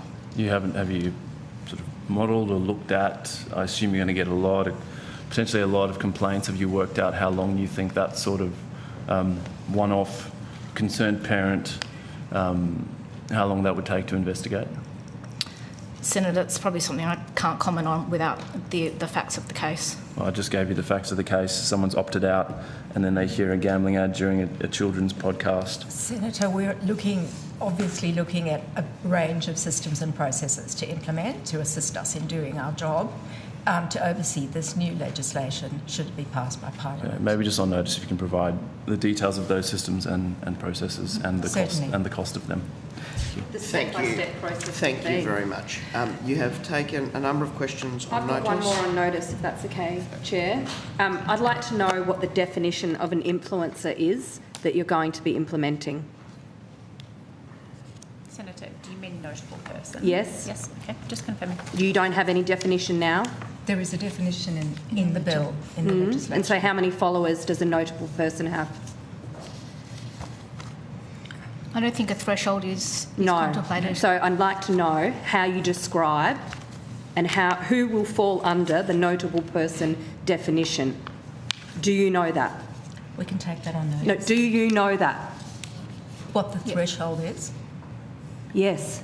Do you know how you are going to determine who is a notable person and who is not?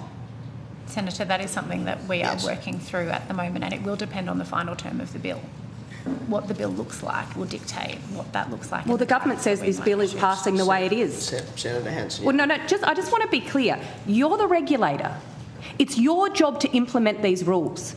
Do you know what the definition will be, or do you not?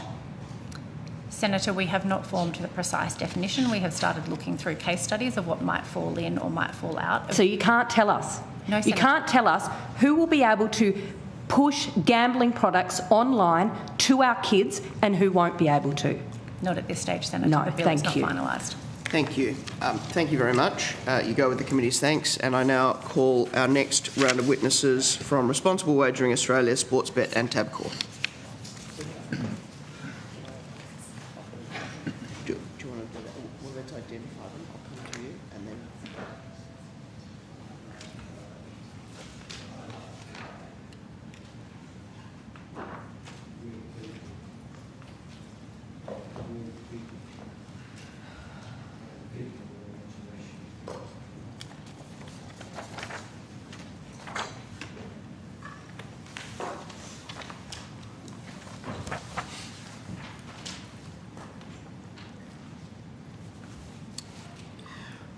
Okay, I now welcome representatives from Responsible Wagering Australia, Sportsbet and Tabcorp. I understand that information on parliamentary privilege and the protection of witnesses giving evidence to Senate committees has been provided to you. For the Hansard record, will you please state your full names and the capacity in which you appear today? Kai Cantwell, CEO of Responsible Wagering Australia. Jules Norton-Selzer, Director of Corporate Affairs at Sportsbet. Julian Wheeling, Head of Government Affairs at Tabcorp. Thank you. Now, I understand I made a comment at the start of this hearing, but are there any senators that wish to make a conflict declaration? Senator Cadell? Senator Jasmine, Ross Cadell. I have current accounts with Sportsbet and TAB, and for later I have one with Lottery Corporation as well. Thank you, Senator Cadell. I'd invite you to make short opening statements. You've heard my remarks about the timing, so if you can table those statements, but if you'd like to make them as brief as possible, and at the conclusion of those, I will ask my colleagues on the committee to ask questions. Yep. Thank you, Chair. In light of some of the comments made yesterday, we'd like to carry on with our opening statements if possible. We will absolutely keep them as short as possible. Certainly. Good morning, Chair and committee members. Thank you for the opportunity to appear today. Responsible Wagering Australia is the peak body representing Australia's licensed online wagering industry. Australia's licensed wagering providers operate in one of the most highly regulated gambling markets in the world, while contributing $6 billion in economic activity, supporting 32,000 jobs and paying $2 billion in taxes and levies every year. We are not and never have been anti-reform. Chair, some pretty egregious claims have been levelled against some of my members and non-members in the committee yesterday. These are incredibly serious. RWA and our members strongly refute these claims. If these claims are true, we strongly recommend complaints are levelled with individual operators as well as law enforcement and regulators, so that clearly illegal behaviours can be properly investigated. We've consistently supported reforms that reduce harm, strengthen consumer protections and protect children without creating unintended consequences. 70% of Australian adults enjoy a punt. The key question is where they gamble. If the regulated market becomes less visible, harder to access or less competitive, consumers don't stop gambling. The evidence proves that they will move to illegal offshore operators.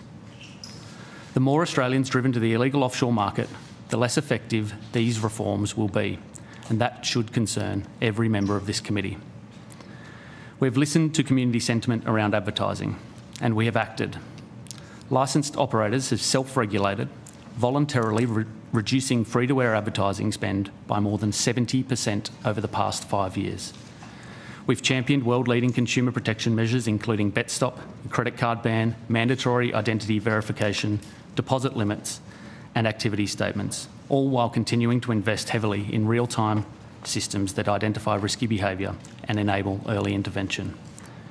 We are supportive of practical, evidence-based reform, but the government's package goes further than necessary to achieve the intended outcomes. The bill contains provisions that are unnecessarily broad, legally uncertain and operationally impractical. Key definitions, such as wagering advertising content and notable persons, require significant refinement. After 3 years of reviews, consultation and public debate, industry, broadcasters, sporting organisations, racing bodies and online platforms urgently need certainty. Businesses are already making significant operational, contractual and technological changes, but that cannot happen effectively without clear definitions, practical implementation guidance and legislative certainty. We all want fewer children exposed to gambling advertising, and we all want the appropriately targeted consumer protections. The challenge is achieving those objectives while keeping Australians inside the safest gambling environment available to them. Our position is straightforward. 1, build on Australia's existing and world-leading consumer protections. 2, strengthen enforcement against illegal offshore operators. And 3, maintain a competitive, highly regulated market that supports jobs, tax revenue, sport, racing and regional Australia. For Australians who have a bet, the safest place to do it is within Australia's regulated market, not with an illegal offshore operator, beyond the reach of Australian law and beyond the reach of these reforms. Thank you. Okay. Can I just, I'm sorry to interrupt. I've got a conflict of interest declaration. I was just checking on that. I have accounts with Ladbroke, Sportsbet, The Loss and Oz Lotto. Thank you. Thank you. Okay. Thank you to the Chair and the committee for having me today. Sportsbet is Australia's largest licensed wagering operator. We employ 1,300 people, contribute $3.5 billion a year to the Australian economy and pay over $1 billion in taxes and fees that help fund sport and racing. I watched yesterday's sessions and I do want to acknowledge community concern around excessive advertising and recognise the harm that can come from the misuse of gambling more broadly. But I also want to make it very clear that we have zero evidence of the allegations made by Reverend Costello yesterday. We have no tolerance for that kind of deplorable conduct, and no information has been provided to us beyond what was referenced yesterday, and we would gladly investigate it. Our objective is for adult customers to enjoy our products safely and responsibly, and that is why we continue to support measures to reduce underage exposure and strengthen consumer protections across the range of federal and state regulatory models that we operate within. We appeared before the Murphy inquiry in 2023, and since that time have significantly reduced free-to-air advertising. We proactively removed odds-style ads in live sport in 2024, removed in-stadium and jersey sponsorship several years ago, as well as strongly supporting industry-wide adoption of bet stop and credit card bans, amongst other NCPF measures. As a business, we're advancing additional safer gambling features like our real-time intervention technology, while improving system and training to monitor the risk patterns. Sportsbet also banned the payment of commissions to staff and affiliates in 2021. But this work is never done. We do not pretend to have all the answers, but it is something that we are seeking to continually improve. This bill is a substantial and significant reform package, especially measures on frequency caps, no odds advertising on television, strict triple lock requirements on digital platforms, bans on in-stadium and jersey branding, and no notable people or celebrities. Proposals that have been mentioned yesterday, such as advertising or promotion bans, would create significant funding issues for sport, racing and broadcasting, and would have a disproportionate impact relative to the policy objectives of the bill. Excessive restrictions on licensed operators do not solve the complex problem of reducing harm. They will simply further accelerate the growth of illegal offshore gambling. It is a major problem for all stakeholders when 1 in 3 bets is with an illegal offshore provider, and 50% of people who bet offshore are registered on BetStop, a staggering statistic. Therefore, we believe there should be focus on clarifying several areas of these bills that are excessively broad and impractical to ensure effectiveness and ensure compliance for businesses from day one, especially the definition of wagering advertising, the scope of a notable person, and the practical operation of the BetStop levy, a levy we strongly support. We believe our shared objective is to have a strongly regulated Australian market with high standards of consumer protections where the risk of harmful behaviour is identified and acted on, while ensuring illegal offshore operators have less opportunity to target Australians. This is what we want to work on with all stakeholders. Thank you. Thank you. Thank you to the committee members and staff for the chance to appear today. Tabcorp is an Australian company that operates brands such as Tab, Sky Racing and Max. We employ 2,000 Australians and support thousands of indirect jobs in the racing industry and in pubs and clubs. We make an economic contribution in Australia of around $1.5 billion per year, including over $500 million in taxes and $850 million in support to the racing industry. Tabcorp operates the Tab in all jurisdictions except WA, and we work closely with the Australian Hotels Association, clubs and our venue partners to continue building a more safe, vibrant racing and sports entertainment experience in around 3,000 local pubs and clubs. Through our Sky Racing television network, we broadcast more than 150,000 races live each year into homes, pubs, clubs, and to more than 60 countries around the world. Sky Racing ensures the promotion of the industry, not only in Australia but globally, and supports jobs, race days around Australia, particularly in regional areas. Tabcorp also operates Max, the largest Australian provider of gaming machine monitoring and integrity services on behalf of state governments. Customer safety is at the heart of everything we do, and we are focused on delivering a safe, regulated wagering experience. We are on a journey of continuous improvement in this regard. In relation to these reforms, Tabcorp supports a strong regulatory framework that provides protections for the Australian public and welcomes the government's focus on reducing exposure to children of gambling advertising, protecting consumers from unregulated illegal offshore gambling markets, and making improvements to BetStop. Tabcorp submits the committee consider making recommendations to provide greater certainty around the definition of wagering advertising content in section 62C to ensure that content is only captured if the principal purpose is to promote the use of a wagering operator, and more clarity around the notable persons provisions. We do welcome the carve-out for dedicated racing programs and channels like Sky Racing. Further, Tabcorp supports a strong and effective BetStop and suggests clarity in 61MB, so the payment obligation to credit customer funds as soon as practicable is subject to the resolution of any AML/CTF fraud, legal, regulatory integrity or account verification. We also request consultation with industry on things like register rules, costs, planned operational, promotional and awareness activities.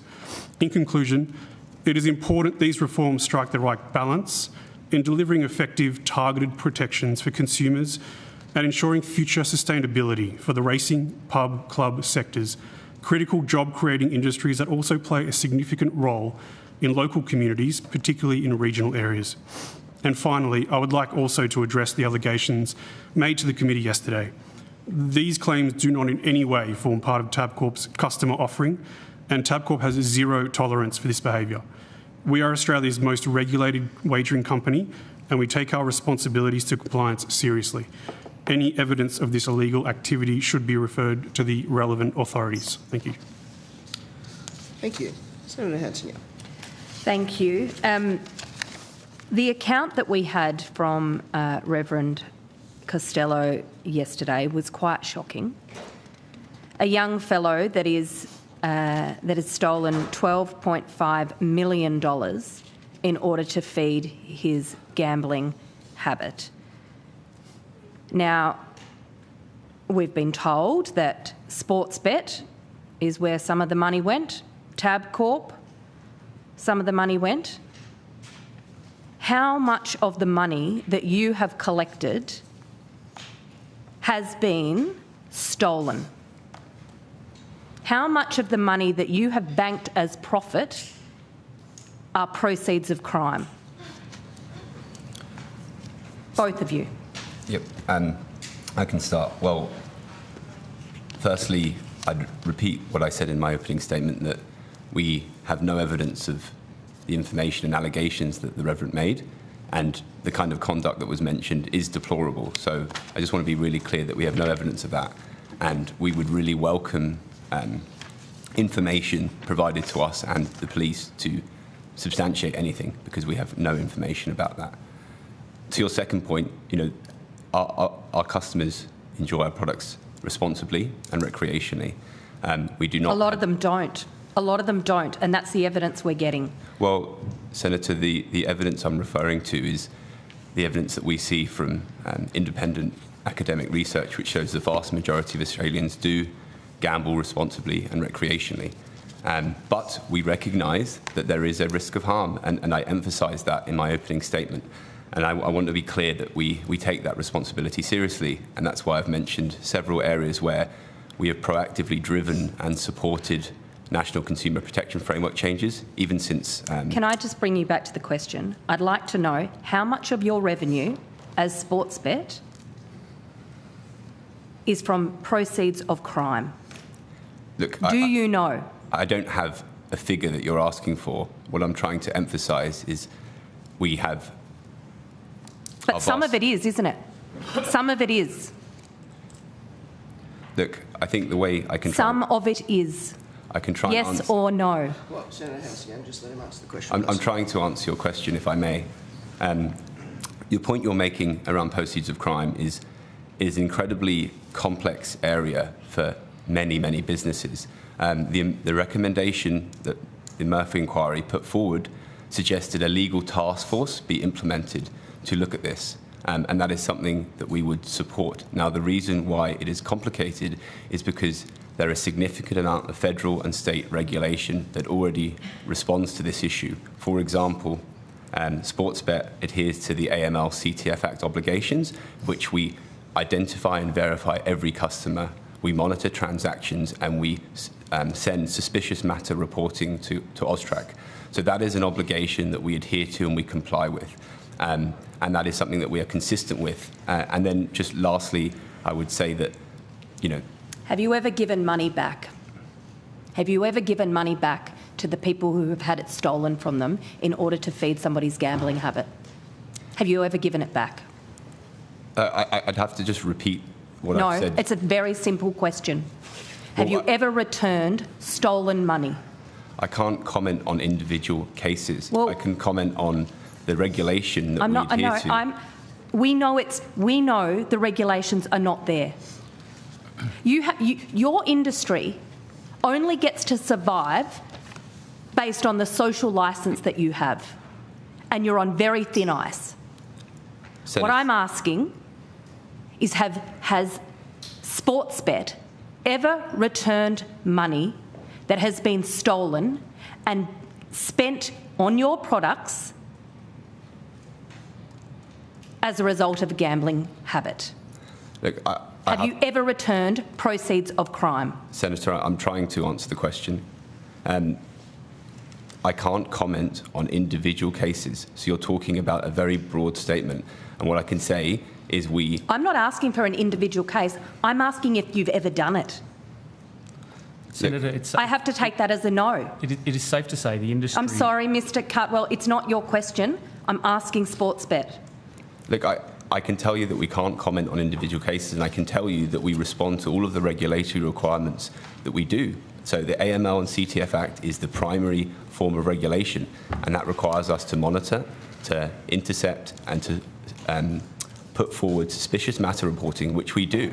And we always accept money in good faith, and it put forward due I bet diligence. you do. You accept as much money as will come through the door. No, in good faith, as per the AML CTF Act requirements, and that requires us to conduct due diligence, and that is what we do, and that is what we do. So what type of due diligence are you doing if somebody is stealing $12.5 million to feed their gambling habit and it's going straight into your coffers? Well, Where is the due diligence? Just to be clear, Senator, examples that you are talking about are inconvenient for you. The examples are inconvenient for you. I understand that, but these are real examples and real people's lives. May I answer the question? Senators, I'm just going to interject at this point and say we need to keep this in the question and answer format in which these hearings work best. I accept that, Chair. I understand that the gentleman does not want to answer my question. I'm trying to, Senator. I think the gentleman is endeavouring to answer your question, and we just need to give him that opportunity.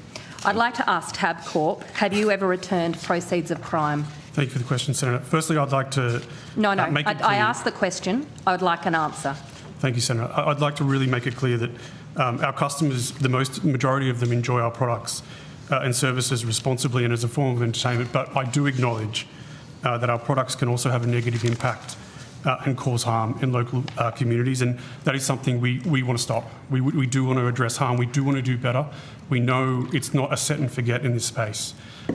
We're here today to say that we are always looking for ways to better support our customers every day, every week. In relation to your specific question, and I want to pick up on something that Sportsbet said, is that we do have stringent know your customer requirements. We want to know as much as we can about our customers because we don't want criminals using our products and our services. That is clear. These are people with gambling addictions. It's a health crisis. You just palm them off as criminals, do you? You just palm them off as criminals. People who have gambling addictions, sons of Australian mothers and daughters, uncles and aunts, brothers and sisters, they're just criminals to you, are they? That's not what I said at all, Senator, no. Well, I think you should think about who you're talking about. The young man we heard of yesterday had a gambling addiction. He was force-fed advertising and promotion and inducements from your company, from Sportsbet, from others. And he is now in jail, and his parents are hurting. And his story is not unique, sadly. I'd like to know if Tabcorp is going to return any of the money that you profited from that was stolen. As I said, Senator, we do want to help our customers where we can. We've implemented a lot of things to try and help our customers, such as real-time monitoring. We've introduced many gambling tools to try and help customers if they are struggling with gambling. But in relation to your specific question, Senator, I again want to point out that we do have very specific requirements in making sure we know who our customers are, and we do not want criminals gambling. Can I go to that point? I'd like to know how many VIP account managers Tabcorp has. Thank you for the question, Senator. Yes, firstly, we have around 800,000 active customers.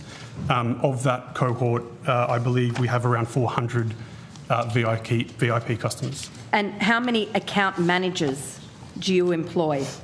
VIP account managers, if that is what you call them. Do you call them that? I think account managers. Account managers? How many account managers who look after these 400 VIPs?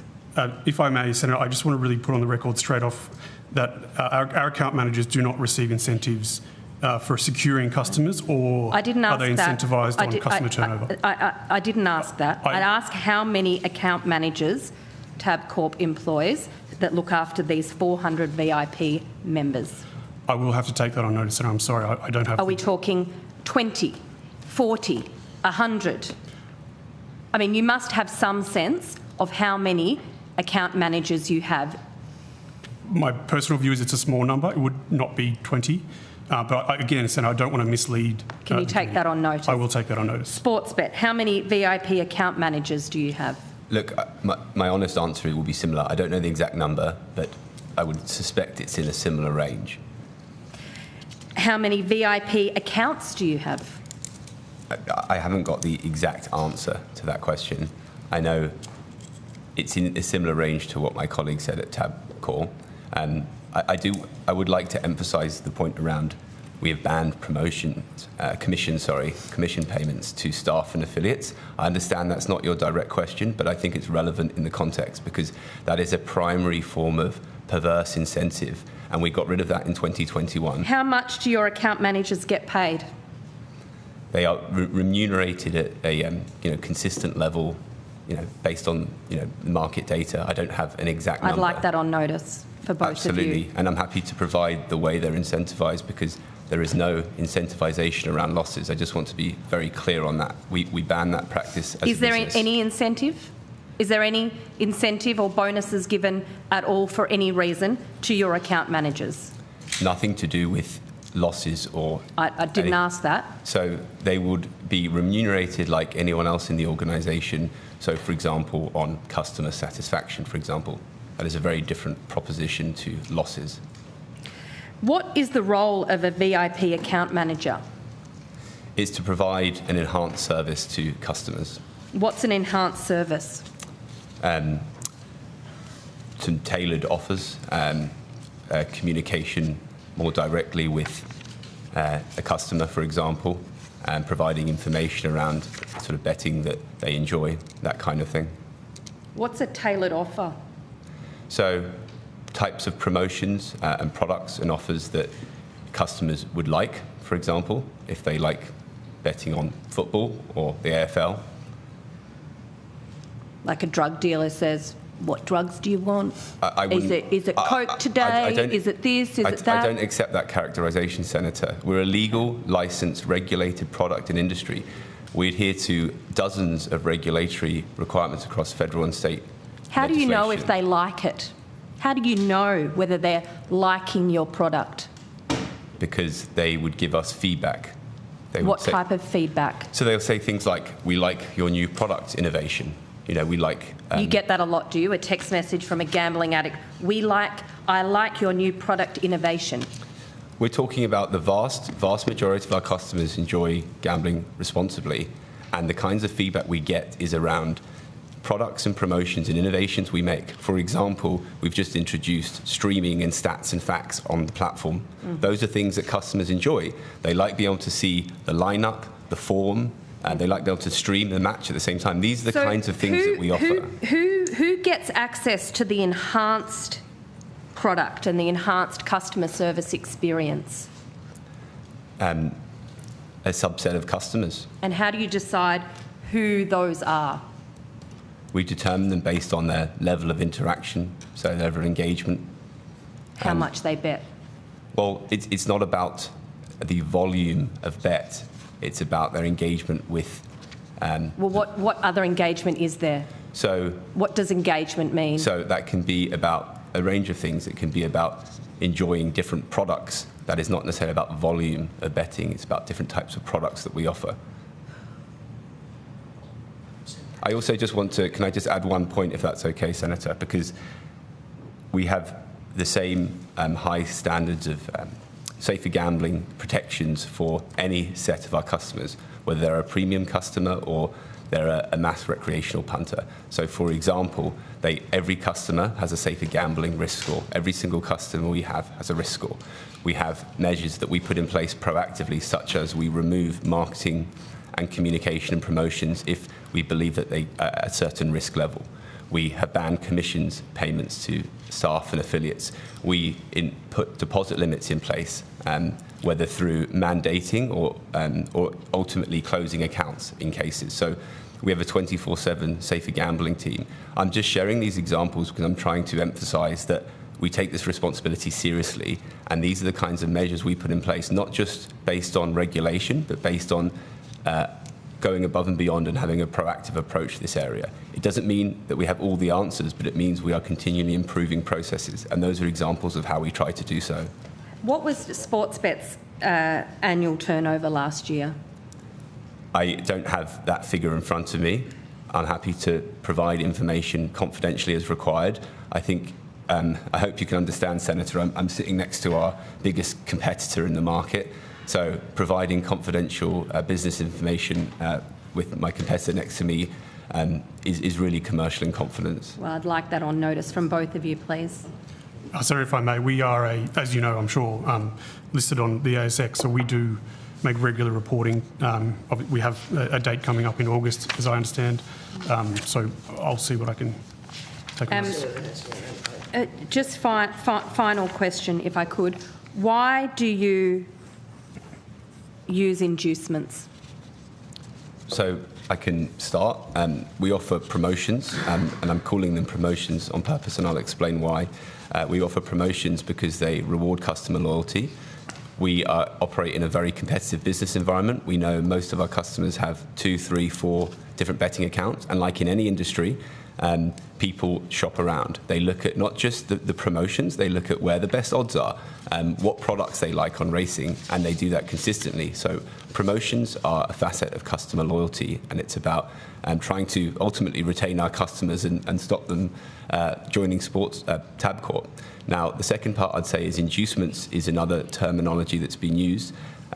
Inducements are banned under the NCPF framework, which is something that we proactively supported. So those are things like sign-up offers and bonuses, sign-up bonuses. Those are banned, and there's a range of additional regulatory requirements at a state level that regulate the advertising and promotion of promotions. Just another couple of points, if I may, Senator. You can opt out of anything. So on any message you receive, it says opt out in capital letters. And I don't know if you have a Sportsbet account, but you go to more, then you go to settings, and then you go to preferences. So 3 clicks, and then you can opt in or out of any forms of communication. So that's another option that people have. If I can just add to that answer, Chair. Very briefly. Mr Norton-Seltzer spoke about inducements which are clearly banned under the National Consumer Protection Framework. He spoke about promotions which are a legitimate product offered by many businesses in this country. And then there are clearly illegal actions that have been talked about in this committee over the last couple of days. The term inducements is being broadly used to categorise all 3 of those products, all 3 of those items into one category. It's very important for the committee to understand the differentiation between inducements, promotions and actions that are clearly outside the realm of Australian law.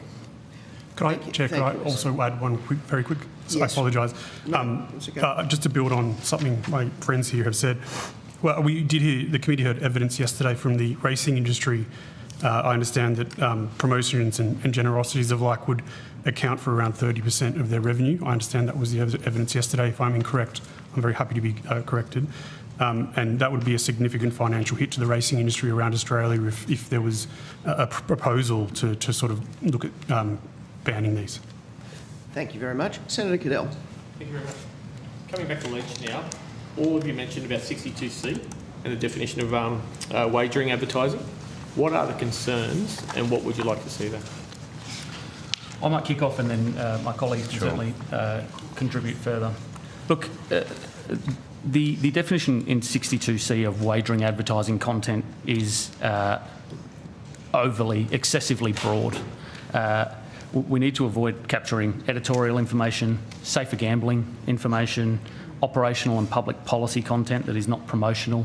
Can you give an example? Not just. I'll give you the perfect example. My appearance here today, under the current drafting of the legislation, could be determined to be advertising content under 62C. Now, I think it's entirely appropriate that I appear here today and provide evidence on behalf of the industry that I represent to ensure the committee can be properly informed. That is probably the most appropriate example, but there are plenty of other examples of content that would be banned under 62C without any further clarification. And can I just say we're on a unity ticket with Senator Hanson-Young in terms of some of the comments she made in the last hearing around that clarity needed. We are not pushing back against 62C. We are saying we need further clarity and definitions so we can implement 62C appropriately. We are absolutely not, as I said in my opening statement, anti-reform here. I'm not sure if Mr Norton-Seltzer or Mr Wheeling would like to add to that answer. I think you covered it on wagering content. I think the same logic applies to other schedules, so the ban on sports stars, celebrities, influencers. Again, the policy intent we are supportive of, and there is no issue with the intent. The issue is with around definitions, and the reason definitions are important is because we have a strong objective to comply with the law, and we need a level of clarity. So, for example, anyone who has an Instagram account could be perceived as an influencer under the current legislation, or a amateur NRL player who maybe played 20 years ago as a, quote, former athlete. So these are the things that we would support clarification on. Sure. I was the commercial manager in Newcastle Knights rugby league team, NRL team. My office in the commercial team was directly opposite finance.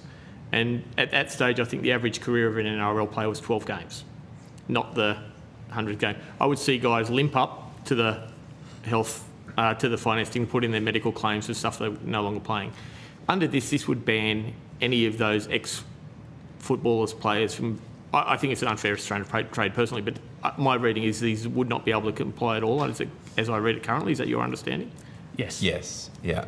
That's our understanding too, in terms of the breadth of the definition. As we say, without the further clarification that we've been requesting since the exposure draft legislation came out. How long have you been asking for? Since the exposure draft came out, probably a couple of months ago. No. But before that, I guess we weren't particularly expecting the notable persons provisions, nor the notable person provisions to go so far. And just, I guess, coming back to the intent of the legislation, which we strongly support, is around reducing exposure to minors. So there is an example in the UK where they have a very detailed code of practice, which is referencing metrics and guidance about, celebrities or notable people who have primary appeal to minors. So it exists? It exists in the UK, and we'd be strongly supportive of that level of specificity to enhance the legislation around reducing the risk of exposure to minors.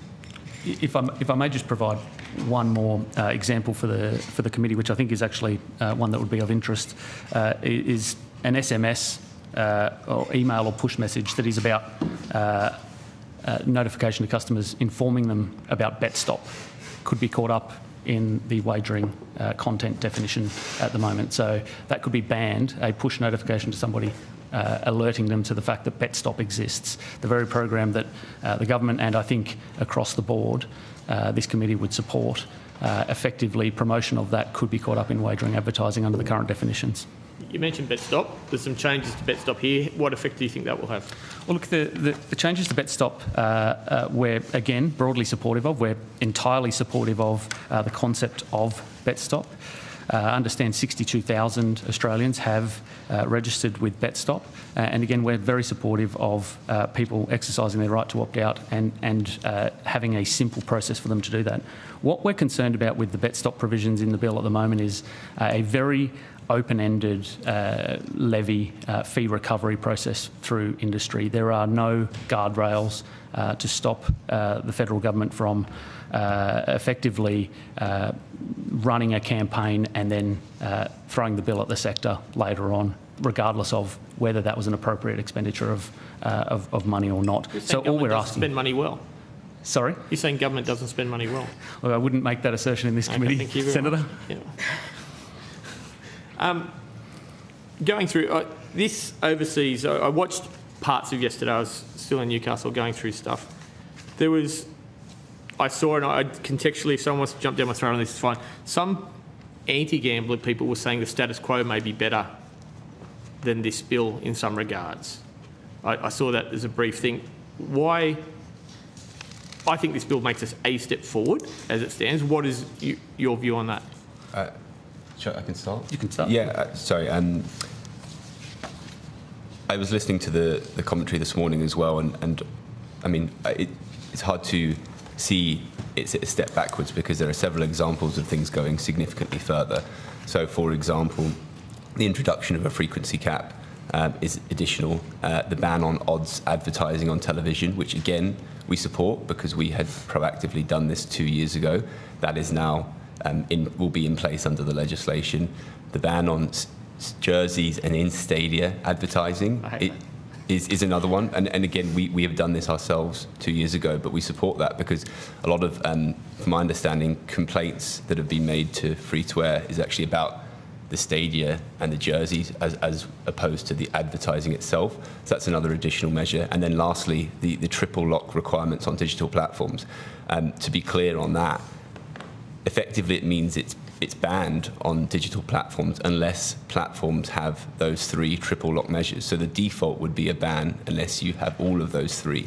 So those are all significant additional measures to where we are today. Right. I'm, as a strong libertarian streak in me, the under 16 social media ban the vaping regulations that I think haven't worked because technology works around that. I am not technological illiterate, but I'm illiterate adjacent. If I had Betfair a while ago, right, going there. Can't bet in live sport. If I throw a BetAngel product over the top of that and use a VPN, I was betting on things in the last furlong without a problem in the world. Yep. I am concerned by VPNs and the use of foreign gambling. I'm happy to say I have done it in the past. I'm not happy. I'm willing to say I've done it in the past. That BetAngel is still available today in Australia. Simply can do. You mentioned $1 in $3 or something like that going over. That's a lot. Is that what? How do we get that? Well, it certainly is. It's research undertaken by H2 Gambling Capital, which is a global company that effectively monitors millions of websites and affiliate websites for gambling companies around the world. This research found that $3.9 billion a year is flowing to illegal offshore operators from Australian punters. As you said, that's 1 in 3 bets being placed with illegal. Well, as you quoted me, it's 1 in 3 bets being placed with an illegal offshore provider. If I may, the great example, and you don't even need a VPN, you can sit here on the parliamentary Wi-Fi right now and you can Google Vegas Stars, which has been blocked more than 10 times by the ACMA. It will come up as probably Vegas Stars 11, unless they've taken more action this morning. It's Vegas Stars 11 because it's been shut down 10 times. When the ACMA publish a list of blocked illegal offshore websites, those sites simply update that number at the end and re-establish themselves. They don't need a VPN. You don't need a creative workaround. You can log in, and that one in particular, and many of the thousands upon thousands of illegal offshore operators that are operating, have inducements in the pure term that I was talking about earlier. And that one in particular has a referral scheme where you can refer your friends and family and share in their losses. These are the kinds of behaviours being undertaken by illegal offshore operators that are outright banned here in Australia, that are illegal, immoral, and we're absolutely supportive of taking steps to shut down those kinds of inducements and those kinds of sites. If I can add to that, Senator, just picking up on something Senator Hanson-Young said earlier, we are very concerned with our social licence. We are accountable to the Australian people, to the communities we operate in, and to the Australian Parliament, whereas our view is that these overseas operators do not care about those things. That's my view on vaping. If you regulate it in Australia, you know what product, I know who to sue, I know who to go after. I know who to ask a Senate committee when I'm importing them from China and they've got formaldehyde in them, they kill a kid, I don't know what to do about that. And you know, we recognise the strength of feeling in this debate, and we recognise there are different views, and it's about having the same objective of reducing the risk of harm, and that objective is better served through legal licensed operators. You know, the stat I mentioned in my opening remarks, but I think it's probably the most important one, is 50% of offshore consumers are registered on BetStop. So it's a complete subversion of the core consumer protection tools we are supportive of and we are keen to continually improve on. So on that, they have no state regulation, they have nothing, but it's pre-populating me, knowing I'm in Australia. Correct. Yeah. Yep. They are targeted at Australians. In fact, if you Googled right now, which you don't have to do, but if you Googled online... You'd be amazed what I've looked in here. I sat next to Senator Holly Hughes and looked up something that I really wish I could not re-look. If you Googled online casino Australia, they will give you lists of online casinos, which are entirely illegal in this country, and they'll quite often call themselves or promote themselves as not on BetStop. They are deliberately targeting vulnerable Australians. They are also advertising all over social media, all over Instagram Reels and the like that are targeting children. Who owns it? I can't tell you who owns that one. Okay. That's probably, a lot of the offshore sites are operating out of tax and regulatory safe havens in Russia, Curacao, and other, as I say, tax and regulatory safe havens around the world. Let's ban the advertising then. Thank you very much. Senator Henderson, and then I'll come to you. Thank you very much, Chair, and good afternoon to you. Good morning to you all. Look, I just wanted to refer you to the evidence of the racing industry yesterday when Racing Victoria CEO Aaron Morrison said in relation to predatory inducements, what we were referring to as the predatory inducements yesterday following the evidence he heard, including from Luke Bateman, who gave damning evidence about how VIP account managers targeted him with bonus bets, drugs and other inducements. The racing industry said, we are disappointed to hear about these examples and find them to be abhorrent, and we don't support this kind of predatory behaviour. Can I ask for your response in relation to this type of predatory behaviour? Well, Senator, we would agree entirely with Mr Morrison's testimony. We find if those practices were undertaken, we find them equally to be abhorrent. And as I mentioned in my opening statement, and I think it was supported by both of my colleagues, we would suggest that those instances be reported to the appropriate authorities, to regulators, and of course to our to the operators who may have undertaken those practices, so they can be properly investigated. Well, in relation to that predatory behaviour, would you support further legislative action to prohibit that sort of predatory behaviour? I guess it depends on what the predatory behaviour you're talking about is. If it's about offering clearly illegal substances and products that are not a part of a standard wagering operator's remit, then yes, we would certainly support clamp down on already illegal activities. But what about activities where someone losing an enormous amount of money is being targeted with bonus bets and other inducements with the aim of draining more money from their bank account? We had very concerning evidence about that yesterday as well, including the person whom Senator Hanson-Young was referring, who's now in jail and suffering enormous losses and was being targeted by these predatory inducements. Yeah, Senator, can I just reiterate our conversation earlier around inducements versus promotions? Inducements are already banned. That includes sign-on bonuses, referral friends, etc.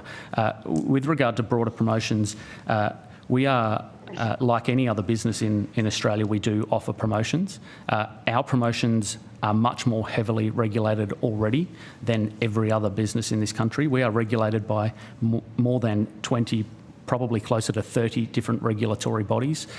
And inducements are... But hang on a minute, I'm going to stop you there. First of all, the prohibition on inducements only relates to sign-up officers and bonuses when our betting companies are seeking to attract new customers. Once you have someone with an account, there is no prohibition on any sort of inducement. That's correct, isn't it? Well, there are certainly restrictions and rules around the types of promotions we can offer, and it does vary from state to state as well, because, as I say, we are regulated both by the feds and by every state and territory jurisdiction with regard to promotions.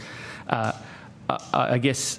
So just going back to my concern about the predatory conduct and behaviour, if someone has just lost $500,000 and they're being given $50,000 in bonus bets, clearly an attempt to drain someone further who's lost a very substantial amount of money, should that sort of predatory behaviour, as I would call it, be prohibited?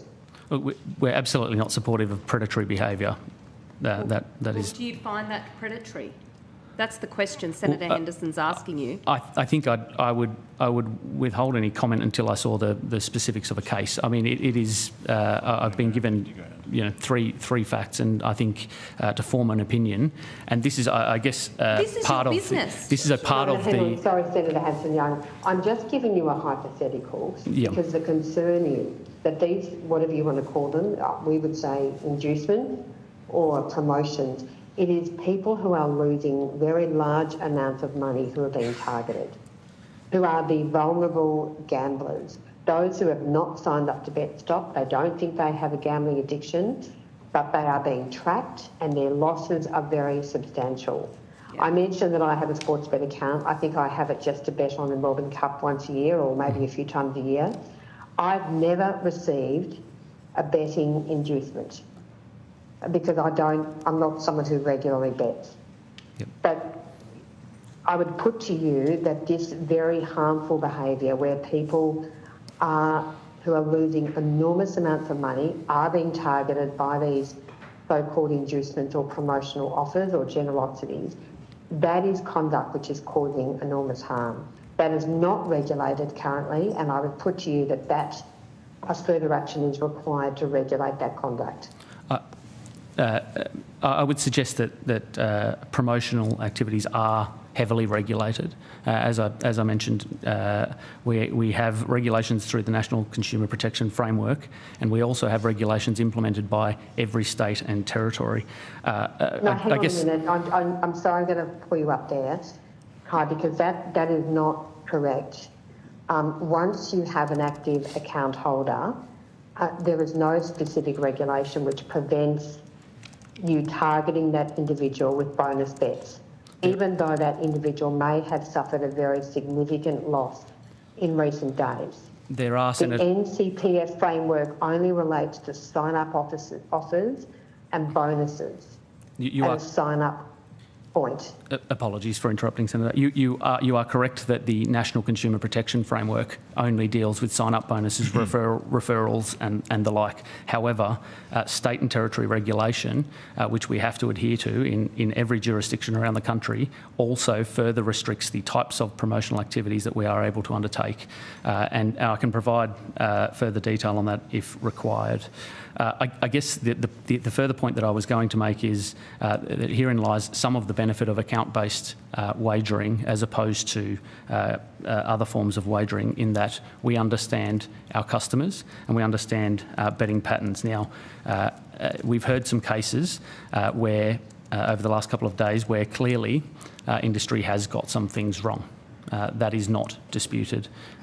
However, over the past few years and since the implementation of the National Consumer Protection Framework and increased regulation in every jurisdiction around the country, particularly in the Northern Territory where we're licensed, we are seeing significant improvements over the last 5+ years now in the way that consumer protections are considered, built on and delivered to consumers. Look, I would welcome that further information on notice in relation to state and territory restrictions. I would still say to you, and we've heard from the racing industry, that they support action on predatory behaviour where gamblers who are losing very large amounts of money are being targeted. So can I just ask you about your risk measurement? You say you do equate a risk measurement for every single person with an account. How many are in the high risk category, and what action do you take to protect those gamblers? I think that was me. Senator Henderson, it's Jules here from Sportsbet. I think that was me who made that comment earlier. So we have a range of sort of actions we take, enhanced actions around safer gambling. But to your first part of your question, we have what's called sort of red flag indicators. So the most obvious example of that would be, escalating losses or increasingly erratic betting behaviour, and those red flag behaviours are monitored 24/7, and various actions are taken at different points. So I mentioned every customer has a safer gambling risk score. So for example, if they reach a certain point, so it's between 0 and 1, so at 0.5, we take proactive decisions. So for example, we remove any marketing and communications material that's given to that customer. We don't give them a choice. That is a decision we make. Other examples of actions that we take. And does that include the offer of inducements or promotional bonuses? Yes, that's specifically what that action is. So at 0.5 and above, we proactively remove the offering of promotions and the communications of any offers. Other examples include things like implementing and mandating a deposit limit. We have a significant percentage of our customer base that have deposit limits. Now, many of those will actively choose to do so, and we welcome that because we see it like a seatbelt. You know, we want people to have deposit limits for their betting if they see that's the right thing to do. But quite you wouldn't have any problem if they were mandated, if deposit limits were unmandated? Well, every customer needed to give you a deposit limit? I'd emphasise the point around choice. You know, customers make choices to set deposit limits, and we welcome that. But equally, to your question, we mandate that. So I mentioned in my opening statement a technology we have called real-time intervention. Now that intervenes before a customer sets a deposit, and there are 3 actions that can take depending on the severity, you know, the sort of severity of the increase in the deposit. So 1, we would suggest you set a deposit limit. If you're betting significantly outside your usual patterns, we would mandate the deposit limit. And thirdly, we would actually block the account. So that's a specific technology. Other examples include... Okay, so my question, going back to my question, you would not have an issue if the setting of deposit limits was mandated rather than voluntary as it is now? We support the voluntary pre-commitment that is part of the National Consumer Protection Framework. And we think it's important that you give customers choice because the vast majority gamble responsibly and recreationally. And if you mandate things like that, there is an unintended consequence, and that is that people go to environments with less friction where that will not happen. And the most obvious example of that is offshore. Senator, if I may just add to that, I think evidence was given during the establishment of the National Consumer Protection Framework that mandating deposit limits also routinely results in people setting meaningless deposit limits. If people engage proactively off their own bat, they're much more likely to set a meaningful deposit limit to them. And so, we're absolutely engaged in improving consumer protections. We just want to make sure the evidence supports those Senator protections. Henderson, I'll have to move the call on after this. One last question.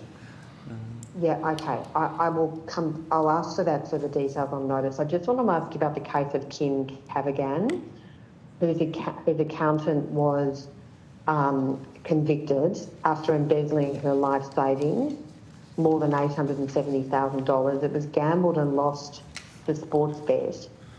You might be aware of that particular case. Is Sportsbet taking any action to recover that money for Miss Cavagan? Look, And will you return that money? I mean, it was embezzled by her accountant.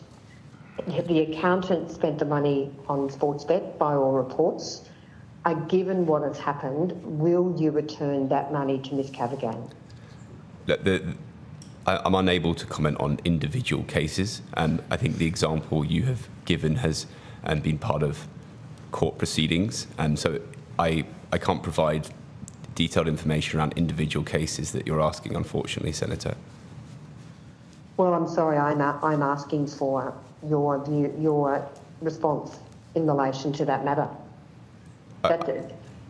Not wanting to talk about an individual case is not in accordance with the rules of the Senate. I'm asking you a particular question in relation to this poor woman who's lost her life savings, which were embezzled by her accountant. Those proceedings have been completed, and so that's not a reason not to comment. And so he pleaded guilty to 5 charges of theft, and he was later sentenced to 6 years and 5 months imprisonment. He must serve 4 years and 3 months before he's eligible for parole. Those criminal proceedings have now concluded. I again say to you, will Sportsbet, given the circumstances of this case, return that money to Ms Cavagan? What I can say is we are engaging with the process with the individual you're referring to. It's hard for me to say more than that because it's a confidential individual matter, but we're engaging with the process. Yes. Well, that's not a reason not to answer the question, because this is before a Senate committee, and that is not a reason not to answer the question unless it meets one of the particular rules of the Senate. So I would ask you, if you are engaging with Ms Cavaghan, how are you engaging, and is it your intention to return that money to her? But I'm happy to provide information privately to the committee. My understanding is information was sent recently around this submission, and I'm happy to provide information. But what I can say now is, this is an individual case, and we're engaging with the process to seek resolution, and I'm happy to provide information to the committee on that matter. On a confidential basis? Yes, I'm very happy to do that, Senator. Yes. Okay, thank you, Senator Henderson. Okay, thank you very much. Thanks, Chair. Thank you. Senator Pocock.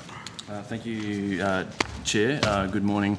Well, can I ask the Secretariat to circulate some materials to you and the committee, and Chair, I asked that they be tabled. It's some screenshots of a publicly available video.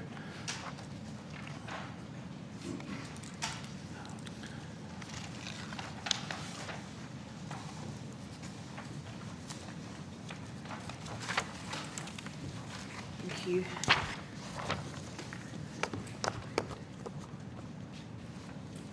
Have they got a copy?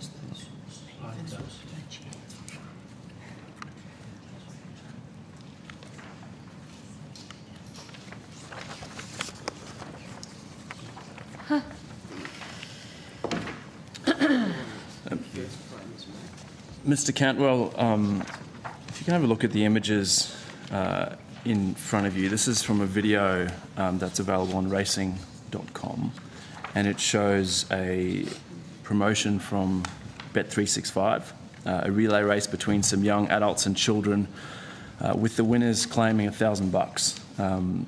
The children, some who look as young as 12 years old, have been dressed in Bet365 branding. You can see that. I can see that. Disgusting. Then you can answer: Is it responsible for Bet365, one of your members, to be dressing children up in their branding to market gambling as part of a promotion? Look, I think this is the kind of material that will be dealt with via this bill. Except it isn't, Mr. Cantwell, because there is an exemption for racing. And so earlier you said we all want fewer children exposed to gambling advertising. Is this acceptable for one of your members to be dressing literal children up in Bet365 logos to run around and win some money? Look, I think our members are absolutely proud of the contribution they make to local communities. I am not going to shy away from the fact that you've presented me with pictures of children wearing gambling products. I think that is something that I can absolutely take away and raise with my members and address moving forward. And so is this an example of the so-called responsible wagering industry that you talked about in your opening statement? I think, as I said in my earlier answer, Senator, has the industry always got things right? No. Where we're presented with cases where we may have got things wrong, we're quick to act. We understand, in Senator Hanson-Young's words, we may be on thin ice. I think I said we listened to community sentiment in my opening statement around advertising and promotions, and we are acting, and we have been acting over the past 5 years. Now, as I also said, have we always got it right? And the answer to that is no. And so, I mean, Bet365 aren't here, but I don't know, I find this deeply problematic. I understand. And despite what you said, this isn't included in the government's bill because it's on racing.com, and there's an exclusion for racing content. What should happen here? Well, in an ideal scenario, Senator, I would have this raised with me and be able to take it back to my members. And I think I have advised previous committees that I am always open to take this kind of feedback back to my members and work with the broader industry to address these kinds of concerns. We are not here to shy away from difficult conversations and difficult questions. That's why we've engaged proactively with the government over the last 3 years since the Murphy inquiry. That's why we've showed up today. That's why we showed up 3 years ago. I'll certainly get to that, but I just think for everyone watching and for senators, like, we engage with you with a very healthy degree of scepticism, because you come to this place and you tell us that you have consistently supported reform, that we all want fewer children exposed to gambling advertising, and yet your members are dressing children up in gambling advertising. I don't have the details about the event on that day and how it came to be, so I can't comment sort of any further on what I've just been presented. But what I can say is that we do take our responsibilities seriously, and as I have previously said, I'm always happy to have a discussion around these kinds of things. Okay. There's a link there, if you could take it on notice, whether Bet365 would like to offer an apology or what is actually being done on this. I wanted to ask about and whose decision it was? Whose decision it was to dress these kids up like this? Management, executives. Just moving on to inducements and VIP programs. Don't know if you're an Instagram user, Mr. Cantwell, but I am. You may have seen a reel from Prune_Masters, also known as Damo, who's been exposing what kind of inducements are sent to young men around the country by your members. And I wanted to read one out to you, and I'll just quote it directly. And so this is from a, assume, VIP manager, I don't know what the industry, account manager with a 24-year-old. Trust me, mate, your life is only just beginning. 24, you are a spring chicken. At that age, I was in a shit job and I hadn't met my wife, my now wife, had kids, etc., etc. It is all down the track for you, mate. When you get older, you realise just how much shit you thought was important back then really wasn't. Here's what I'm doing with your account.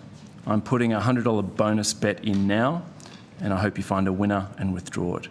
All you need to do is work hard at your job and think about finding someone you can trust that will help you. Do you have a sibling or a mate that will listen to you and help you out? Clearly, this young guy is going through some sort of tough situation in his life. We don't have the context. This VIP manager, this account manager, is offering him life advice while simultaneously offering him inducements to bet more. In your view, is this ethical and in line with what you've been trying to tell us today? Well, Senator, I think you said it in your question. We don't have the context for that case. Given what I've just read you, do you think that is ethical behaviour? Senator, I won't provide commentary without the context. Why not? I'm sorry. Because I don't have the context of the case. And you've also just read out a very long statement that, unfortunately, I haven't been able to memorise whilst trying to engage with it. Okay, so a young 24-year-old is going through some sort of situation in his life.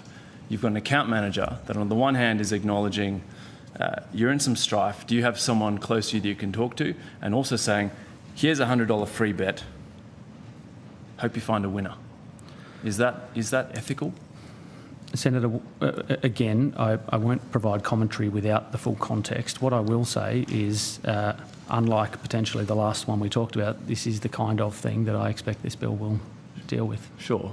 So maybe not commentary on this specific one, but should your members be offering counselling and inducements simultaneously? No, and I think my colleagues at the table may talk about real case studies in this space, but safer gambling teams are absolutely separate from marketing teams within So what all of qualifications do your account managers have? What qualifications? You just said that this bill will deal with it. How? This bill does nothing. Sorry, remotely. I think you were talking about that being an influencer, and this is again why context is important, and it would be helpful to have. Where did you get that, Mr. Cantwell? That is an I think you said it was on Instagram. We've heard a lot of red herrings in this. So did you say it was on Instagram, Senator? This was posted on Instagram as an example of a message from an account manager to a gambler. Oh, again, Senator, that context was not apparent in your question. Well, it was. Well, I'm putting it to you again, Mr. Cantwell. You just said that members shouldn't be offering counselling and inducements simultaneously. I said safer gambling teams are separate from marketing teams, absolutely. So should your members be offering counselling and inducements simultaneously? No, they should not be providing safer gambling counselling. Okay, so what's going to change this? There's nothing in the bill that changes this. I would suggest that the current regulation addresses that. So if there are, again, as I have stated previously, if there are instances of misconduct or evidence, whether it's the evidence given yesterday of behaviour that is either criminal or outside of the rules and regulations as they exist, then they should be raised with the regulators or with wagering service providers or with me as a conduit to that industry to assist in having those instances investigated and dealt with appropriately. What qualifications? Sorry, Senator Hesse. I'd like that taken on notice. What qualifications do your account managers actually have? I've asked for the salaries. I want the qualifications. On the interjection, Senator, the National Consumer Protection Framework has a measure. I'm happy to reference that in a question on notice if need be, specifically around, it's got 10 measures. One of those measures is around consistent staff training across the country. I'd like to know what the qualifications are for your VIP account managers and their salaries and salary packaging. Thank you. Certainly. And it's on notice, Senator Pocock. Mr. Cantwell, it is so galling for you and industry representatives to turn up here and tell us we actually have all these processes in place. We want to be good corporate citizens. We're actually looking out for our customers. And then as soon as any senator raises a specific question, you say, oh, well, state and territory regulations point to this, point to that. On the one hand, you want us to believe that you're doing the right thing. And then when clearly you're not, there's just a total obfuscation of any responsibility at all. And you can see why Peter Murphy called you a predatory industry. And that leads me to my next question. And again, I'd like a de-identified email I received circulated, if that's all right, Chair. And while it is, I'd like to read this out for our witnesses. I received this recently from a parent in Queensland. And it reads, Dear Senator Pocock, I'm emailing you to thank you for your efforts in changing the laws regarding gambling advertising. Our family watches limited free-to-air TV, but we do watch Friday night NRL, State of Origin matches, and Matilda's soccer matches. We have 3 young children aged 7, 4 and 2 and enjoy this as a family activity. Yesterday, my 7-year-old son stated he liked the Sportsbet ads. Out of curiosity for his understanding of it, I asked him, what is Sportsbet? His reply was, it's the number one app for having a crack. Place a multi and first shot wins even if it misses. We're not a family who bet on sporting events, and we see these ads usually only on one day a week. He hasn't memorised the warning that comes after the Sportsbet ad, only the ad itself. At this stage, he does not even understand how gambling works, but already the ad is interesting and amusing to him so much that he can recite parts of it. I look forward to one day watching free-to-air live sport with my family without gambling ads. Thanks again for your efforts regarding this. Kind regards. Me too. Sportsbet. Your ads are clearly resonating with young people. 7-year-olds. How does that feel? Well, I'd start by saying that we have no objective to advertise to underage people. That is, but you do. That's absolutely not our purpose, and that's why we've taken measures over recent years to continually reduce free-to-air advertising and to support measures that reduce underage exposure. That is also why we removed odds integration adverts on TV before sporting events in 2024. These are, examples that reflect a sentiment I think you're describing, right? We do not want that type of feedback. We do not want underage people seeing our ads, and that's why we've taken measures proactively well before this bill started to reduce exposure. That's really important to us, but that is not the objective that we have. It's not the objective, but you are advertising to children, and it's having an impact. You're creating brand loyalty in the under 10 market. Like, how does that feel for a gambling company that likes to try and tell the Senate that you're responsible corporate citizens? Why on earth should we allow you to advertise Friday night footy if this is the result that all of us who are meant to be here representing people, not gambling companies, are hearing from our constituents and those in other states and territories that it is having a material impact on their children? Look, I'd refer to my previous comment that we recognise the concern around underage exposure, and that is why we've taken measures to significantly reduce our advertising in particularly free-to-air environments. It's down about 60% since the Murphy inquiry started, and would recognise at that point, in 2022, 2023, that there was an excessive amount of advertising. So that is the action we've taken over the last few years to further reflect and respond to changing community sentiment. I also, Senator, mentioned before, beyond the advertising itself, we removed in stadia and jersey advertising. We haven't done that for several years, and that is with a similar objective in mind. We recognise that is an environment where there is an increased risk of underage exposure. So the combination of significantly reducing our free-to-air advertising, removing odd-style ads from TV proactively, we chose to do that. That wasn't government telling us to. Due to complaints from the community and lack of social licence? Well, it's responding to evolving sentiment, and that's what we did proactively 2 years ago.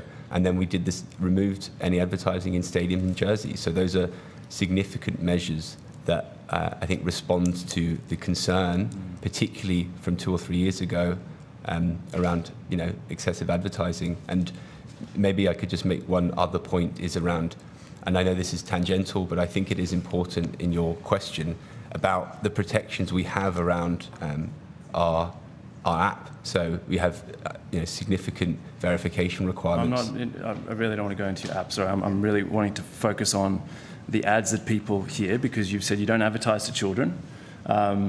Would you be happy with the 8:30 cutoff for ads, given Friday night footy kids are watching well beyond 8:30? Would you be happy to have no ads an hour before and an hour after live sport? So if your intent is not to advertise to children? So the 8:30. The 8:30 watershed is, I think, well established, not just for wagering, but for several industries, and that's borne out by the evidence that I believe has been provided to this committee in previous inquiries on OzTam data around the percentage of adults that are viewing television after 8:30, which I believe is 93 or 94%. So on that basis, we understand why the 8:30 watershed is in place. The other point I would make is, increasingly, people are watching television not on free-to-air broadcasting, they're watching it on BVOD and SVOD. And that is why we strongly support the triple lock requirements, because when a family is sitting down, which is increasingly through 9 Now or 7+, they will very simply and easily be able to opt out of advertising if they wish to, and that would be entirely appropriate. Mr. Norton-Seltzer, I had a constituent get in touch who said that they heard a sports bet ad during between Disney songs on Spotify. How's that happening if you're telling me that you're not targeting children, and Sportsbet are somehow such a great corporate citizen. What do I tell that Canberran?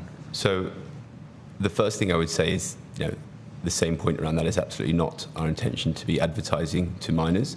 And on digital platforms, we have enhanced protections before this bill even commenced. So how does that happen then? So I believe, and I'm happy to come back to you on the detail of this specific example, but I believe in that example it was an adult, so a logged-in adult who had that playlist. And yes, and those of songs... course. I mean, I think most children listen to their parents' Spotify. Like, what's... But Senator, I think it's... between Disney songs. But Senator, I believe the example you're referring to is an adult who is a logged-in, opted-in adult, and they... what do you mean opted in? They had a... Sorry, what do you mean by opted in? What have they opted into? So I think they were logged in, and I think they have an ability around advertising on Spotify, but let me check on that specifically, because you do certainly on Snap and TikTok. But I guess my point, Senator, is my understanding of that example is that is an example of a logged-in adult who had a range of music being played, and that example was, yes, that is, children listen to Disney, but this was an adult on an adult playlist with his or her music. But this is Mr. Norton-Seltzer. This is. Can I just sum up this? Yeah, this is exactly why Australians are sick and tired of the BS that you try and tell us. Do you want every 7-year-old to have their own Spotify app so that aren't served ads between Disney songs? Like, again, you keep telling us we're a great industry, we're doing all these things, we want to protect children. And then as soon as I bring up a thing, it's Spotify's fault, it's that parent's fault, this just does not cut it. And this whole thing just reinforces how brilliant the Murphy report was in saying, get rid of all gambling ads. It's the only way to do it. It's the only way to do it, because otherwise we're caught in this thing where you're just exploiting every single loophole available, at the same time fronting up here and telling us, well, we've got such great processes in place, we're really doing it out looking out for their heart. Aussie kids. It's so hard to stomach, and I hope that you can reflect on that when you go home, because this is having such a big impact on our kids. Senator, if I may respond, I mean, firstly, we have always proactively engaged with this process. The Murphy inquiry and the 3 and 4 years subsequently, and here today. So yes, I'm turning up because we take our responsibilities extremely seriously.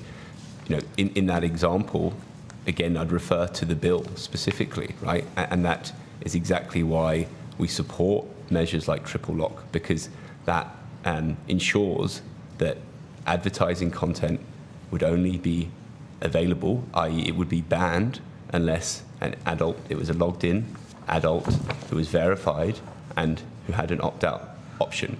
So in that example, there is no discrepancy through this bill, and that will be further strengthened, which is what we fundamentally support.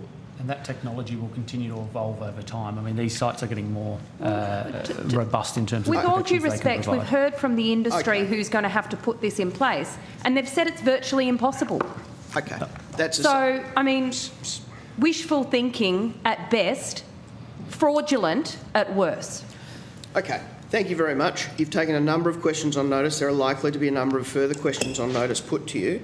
Can you please endeavour to get those questions back to the Secretariat by the date, but ideally as early as possible? Thank you for your evidence here today, and we're going to go to a short 5-minute break before we welcome the next panel. Thanks for having us. Thank you. Thank you.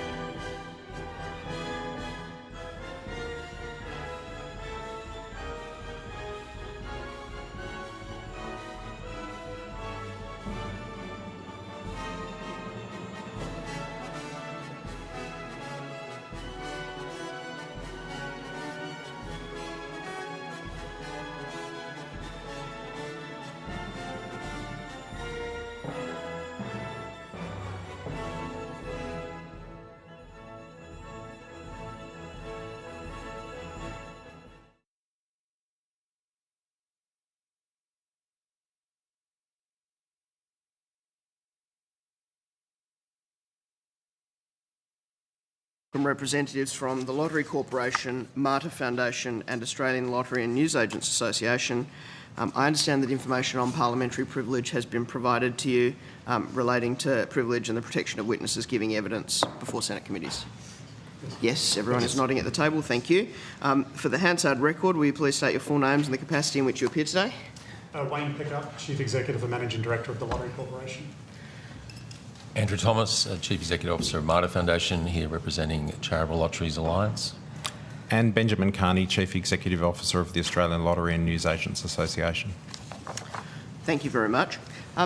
You would have heard me, I'm sure, multiple times today indicate how badly behind time we're running. So if you have opening statements you're able to table, I've received, or the committee has received, all of your detailed submissions, for which we are grateful as well. That would be great. If you want to make a short opening statement, then I would just gently encourage you to be brief. We have a very short opening statement, Chair, if that's okay. Of course. So thank you, Chair. As I said, my name is Wayne Pickup. I'm the Managing Director and Chief Executive of the Lottery Corporation.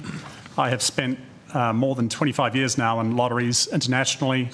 I was Chief Executive of Lotto New Zealand for 6 years. I then spent 8 years in the United States as Chief Executive of Allwyn North America, which operates the Illinois Lottery on behalf of the state of Illinois. I've been in this role for about 8 months now. There are 45 state lotteries in the United States. I ran one of the largest for 8 years. When I describe how these arrangements work at the American end, I'm not speculating. Let me start with what we support, Chair. Schedule 4 in the bill covers more than one product. One of them is online Keno. We sell online Keno. The bill will ban it. We accept that. Today I want to specifically address foreign matched lotteries, or what's commonly referred to as foreign matched lotteries. We also support their ban. Our concern is not one of competition. We are supporting a bill that costs us a product. Our concern is consistency. Consistency means that a product sold to Australians as a lottery should carry the obligations of a lottery in the places where it is sold. Australia's lottery market is regulated by design to protect consumers, to safeguard integrity, and to return money to the community. A licensed lottery operator carries real obligations: responsible gaming, security, auditing, probity, guaranteed prize funding, public returns. That is the price of a licence. That is why people trust a lottery ticket. I would ask the committee to briefly consider one of these examples, foreign matched lotteries examples, from the perspective of an Australian consumer. They go online, pick their numbers and pay a fee. In this example, it is presented to them as a US Powerball ticket, which is over $1 billion Australian dollars today. That ticket is purchased somewhere in the United States. Here is what they are not told. They are not told which US state the ticket was bought in. They are not told who holds the ticket. Keep in mind, the Australian is not the owner of the ticket, and that matters greatly. The advertised jackpot in the United States is a 30-year annuity. US federal and state tax comes out before the money is collected, and every state taxes differently. Which rules apply depends on where the ticket was bought, and the customer is never told. And the terms are explicit. If the overseas lottery does not pay, there is no obligation to pay the Australian customer. No Australian has ever collected a First Division jackpot with this model. That is when the model will be truly tested. It has been put to the committee that regulation is the answer. Regulation works when things that matter sit within the regulation's reach. Here they do not. No Australian regulator can supervise a draw held overseas. None can require a foreign lottery to honour a claim, and none can stop an overseas lottery changing its rules. Those are not side issues. They decide whether an Australian will get paid or not.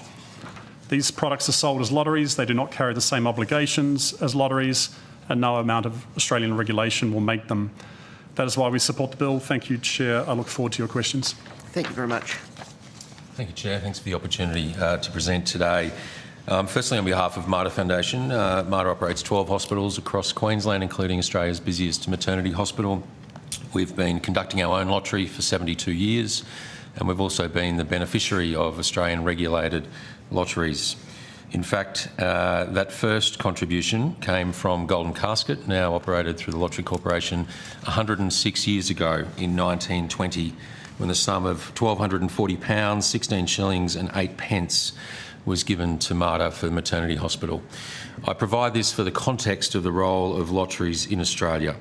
Lotteries were set up in Australia with government oversight to provide for Australians, to do good things in the community, and I'm delighted to share that that continues 106 years later, where Marta still receives a significant annual contribution from Australian regulated lotteries. This review is very much about the role of lotteries and to ensure they are not just another business. They are regulated to provide consumer protection and that they provide for the community over and above the way any other business provides for the community. I'm appearing today on behalf of the Charity Lotteries Alliance, a group of registered charities which operate charitable lotteries to raise funds for a variety of community services. Our members include organisations such as Surf Life Saving Australia, Your Town, Endeavour Foundation, RSPCA, MS Queensland, MSWA, Deaf Connect, Hospital Research Foundation, and many others who conduct raffles, lotteries, art unions all around Australia to raise funds to undertake what is our core purpose, and that is to provide essential and vital community services supporting vulnerable people across Australia each and every day. Our interest in the proposed legislative amendments relate primarily to trade promotions. We believe that trade promotions are a legitimate marketing strategy employed by many businesses to boost product awareness and sales via a free entry into a competition. However, shadow lotteries, typically online discounts or rewards clubs masquerading as trade promotions, which have exploded in numbers in recent years, are able to avoid the regulatory oversight that is required of registered charities running genuine lotteries for community benefit. Because they escape regulatory scrutiny, these gambling services have harmed consumers, and we've seen a number of examples reported in the media. These examples of harm include where people have been awarded prizes never to receive the prize. We've seen people awarded with prizes only to have that prize repossessed, and we've seen family members win the prize. Where shadow market lotteries proliferate without appropriate regulation, charitable fundraising models are placed under considerable and growing financial pressure. The emergence of online shadow lotteries have cost registered charities more than $61.6 million in 2024, money that would have otherwise gone to providing community services for vulnerable Australians. The number of shadow lotteries and the financial pressure on registered charities continues to grow unchecked. The Charity Lotteries Alliance urges the Parliament to adopt the bill's classification and the definition of trade promotions in a way that preserves the regulatory distinction between genuine trade promotions tied to commercial goods and services and those lottery-style products disguised as trade promotions to profit private operators. The Charity Lotteries Alliance is particularly focused on the bill's amendments, clarifying the definition of trade promotion gambling services and ensuring that the exclusion of legitimate trade promotions does not become a mechanism for undermining the regulatory framework of lotteries. The framework should prevent operators of private gambling businesses from avoiding regulatory compliance and diverting revenue from charitable fundraising to private profit. In conclusion, Charitable Lotteries Alliance encourages the Parliament to accept the bill's proposed lottery-related reforms insofar as they clarify and strengthen the definition of trade promotion gambling services and allow genuine trade promotions and prohibit shadow lotteries. We also respectfully encourage support of the lottery-related reforms within the bill on a bipartisan basis and without avoidable delay to reduce market incentives for continued expansion of harmful shadow lotteries. Thank you, and I look forward to any questions. Thank you very much. Thank you, Chair and members of the committee, for the opportunity to appear today. ALNA, Australian Lottery and Newsagents Association, is the national voice for approximately 1,400 small family-owned businesses, including newsagents, lottery retailers and other mixed small businesses. They are typically family-owned small businesses of 3 to 5 people that sit at the heart of many rural, regional and metropolitan communities, often operating as one of the few essential services and community hubs in the towns that they serve.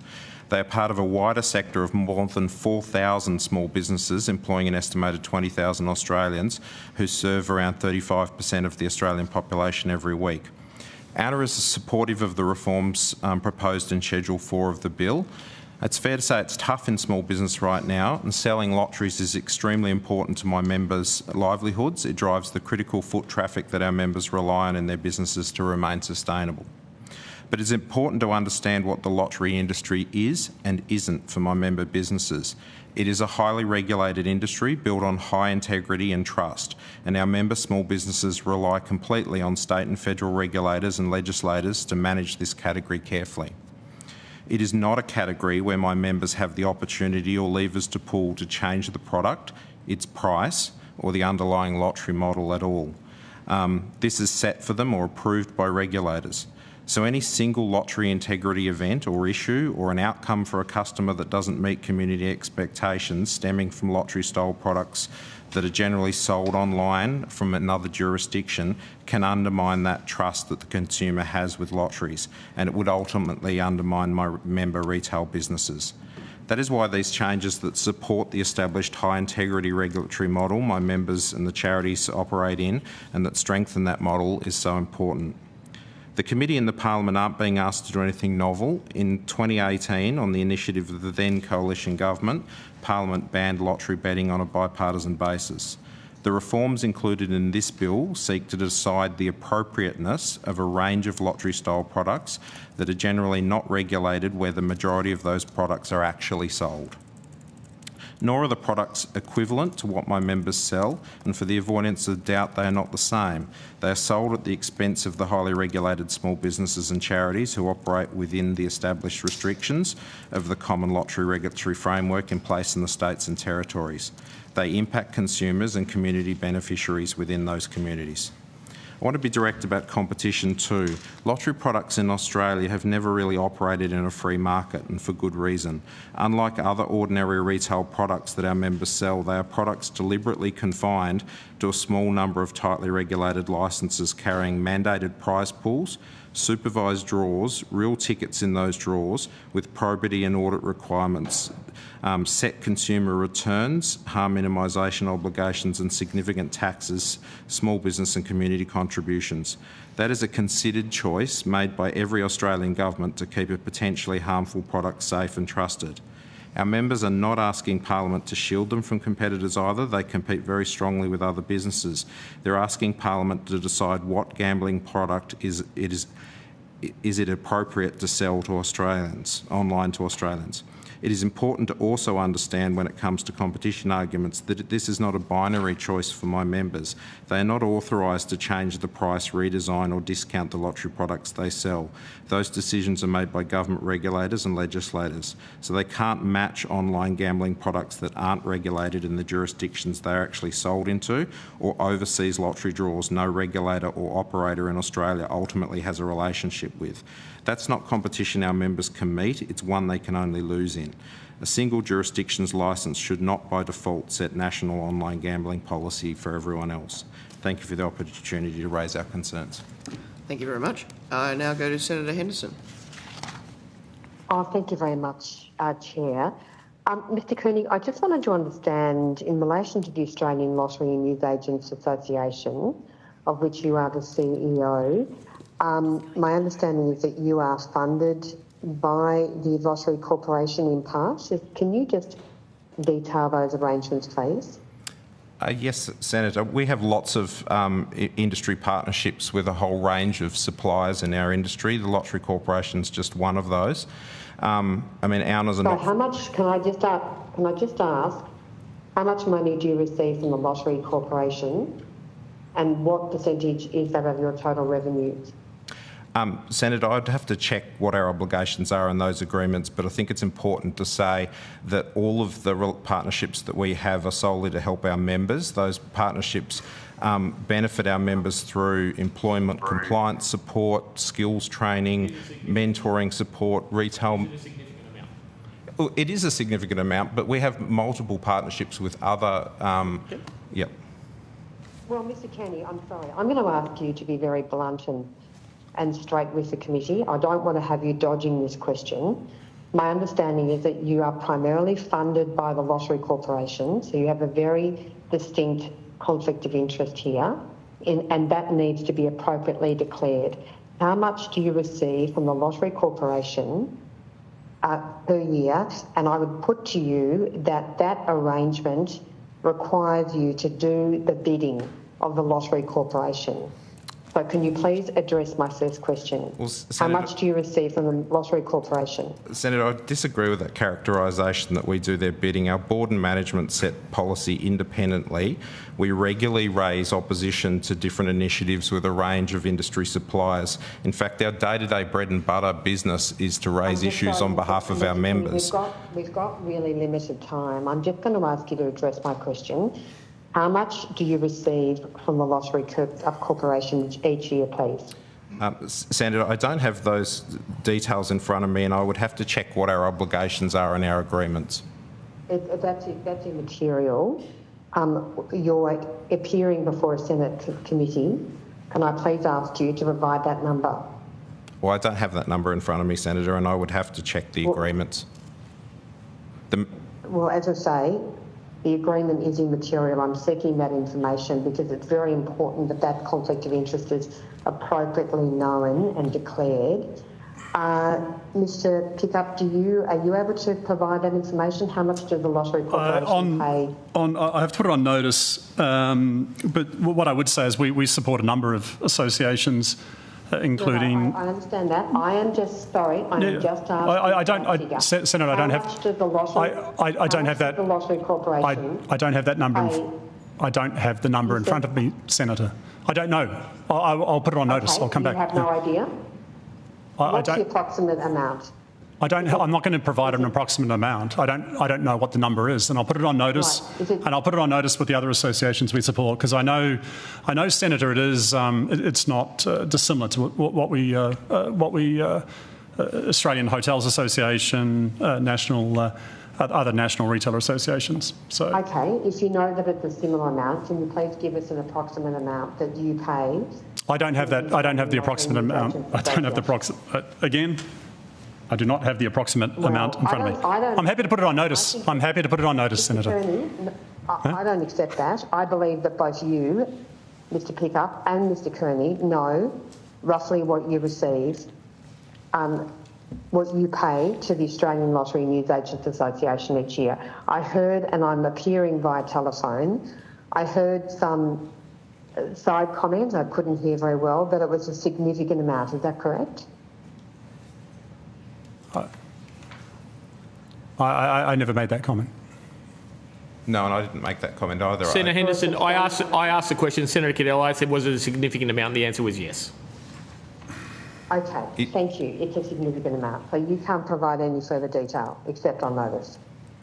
That's correct. That's correct. You are required to give evidence and you are required to answer questions if you do know the answer. You can't just put a question on notice if you don't want to answer it. Well, I don't have the specifics in front of me. I'm sorry, Senator. Okay.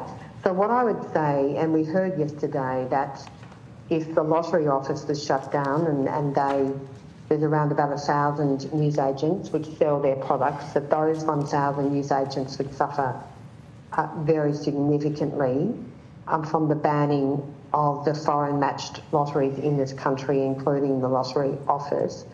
Mr. Kenny, can I put to you, and I'm disappointed that you have a very distinct conflict of interest here, that you are simply doing the bidding of the Lottery Corporation, which is interested in having exclusivity in relation to their lotteries products and not allowing any competitor in the market. I don't accept that characterisation at all. We're a very independent organisation. We regularly raise issues with all of our suppliers with things that we don't believe benefit our members. And on this issue specifically... I'm sorry to interrupt, and I know it's difficult because I'm on the line. I would put to you that you are absolutely not independent. You are paid by the Lottery Corporation. Most of your funding, and we don't know how much, is from the Lottery Corporation. Most of our funding's from our members. And you are there to do their bidding. I don't accept that characterisation, Senator. We have lots of different supplier partners. The Lottery Corporation is just one of them.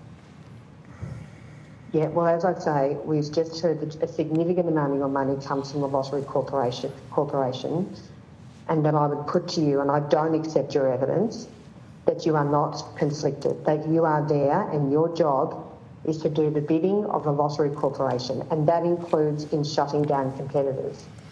That's not the case at all. You mentioned before that some newsagents sell these foreign match products. That's not the case at all. No, I didn't say that. I did not say that. I said that they receive remuneration as a result of making these products available through their newsagents. They receive a commission. That was the evidence we heard yesterday. Yeah, but they're not making... So that's a very substantial... Senator, they're not making the products available.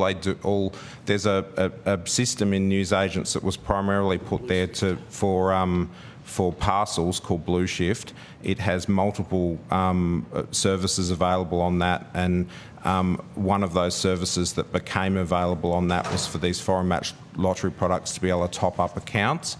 Lots of my members... That's right, and as a result, and sorry, I'm not going to quibble with the evidence that we received yesterday. The evidence received yesterday was that newsagents around this country are receiving commission as a result, and payments and revenue as a result of providing that service. So that is something that is not in dispute, and I'm not quite sure the point you're making. Well, the point is that they don't sell the products. I didn't say they sold the product, Mr. Kearney. Can I ask, I'm also concerned about your support for newsagents, because it appears that you are also encouraging people who buy lottery products to go online in terms of purchasing their products online. Sorry, I'm encouraging people to go online? I'm sorry, I don't follow the line of questioning, Senator. Well, no, this is to the Lottery Corporation. So the Lottery Corporation has recently added a QR code to the back of every lottery ticket. We issued in retail outlets, and there's growing concern from newsagents that is undermining their revenue stream because more and more customers are going online rather than going through the retail outlets. I'll let Ben talk about it from the newsagent's perspective. What we're trying to do, Senator, is actually get more people to register so we know them. If they win a prize, we can contact them. If they win a major prize, we can contact them directly. So it's a lot of our retailer customers are already registered, and from a responsible gaming perspective too, that also helps. So the intention is to try and get as many people that play the lottery to register, whether they play in retail or whether they play on the app or on the... that's not the intention. The intention is to simply have them registered, KYC them, know who they are, and that makes our internal systems far more robust.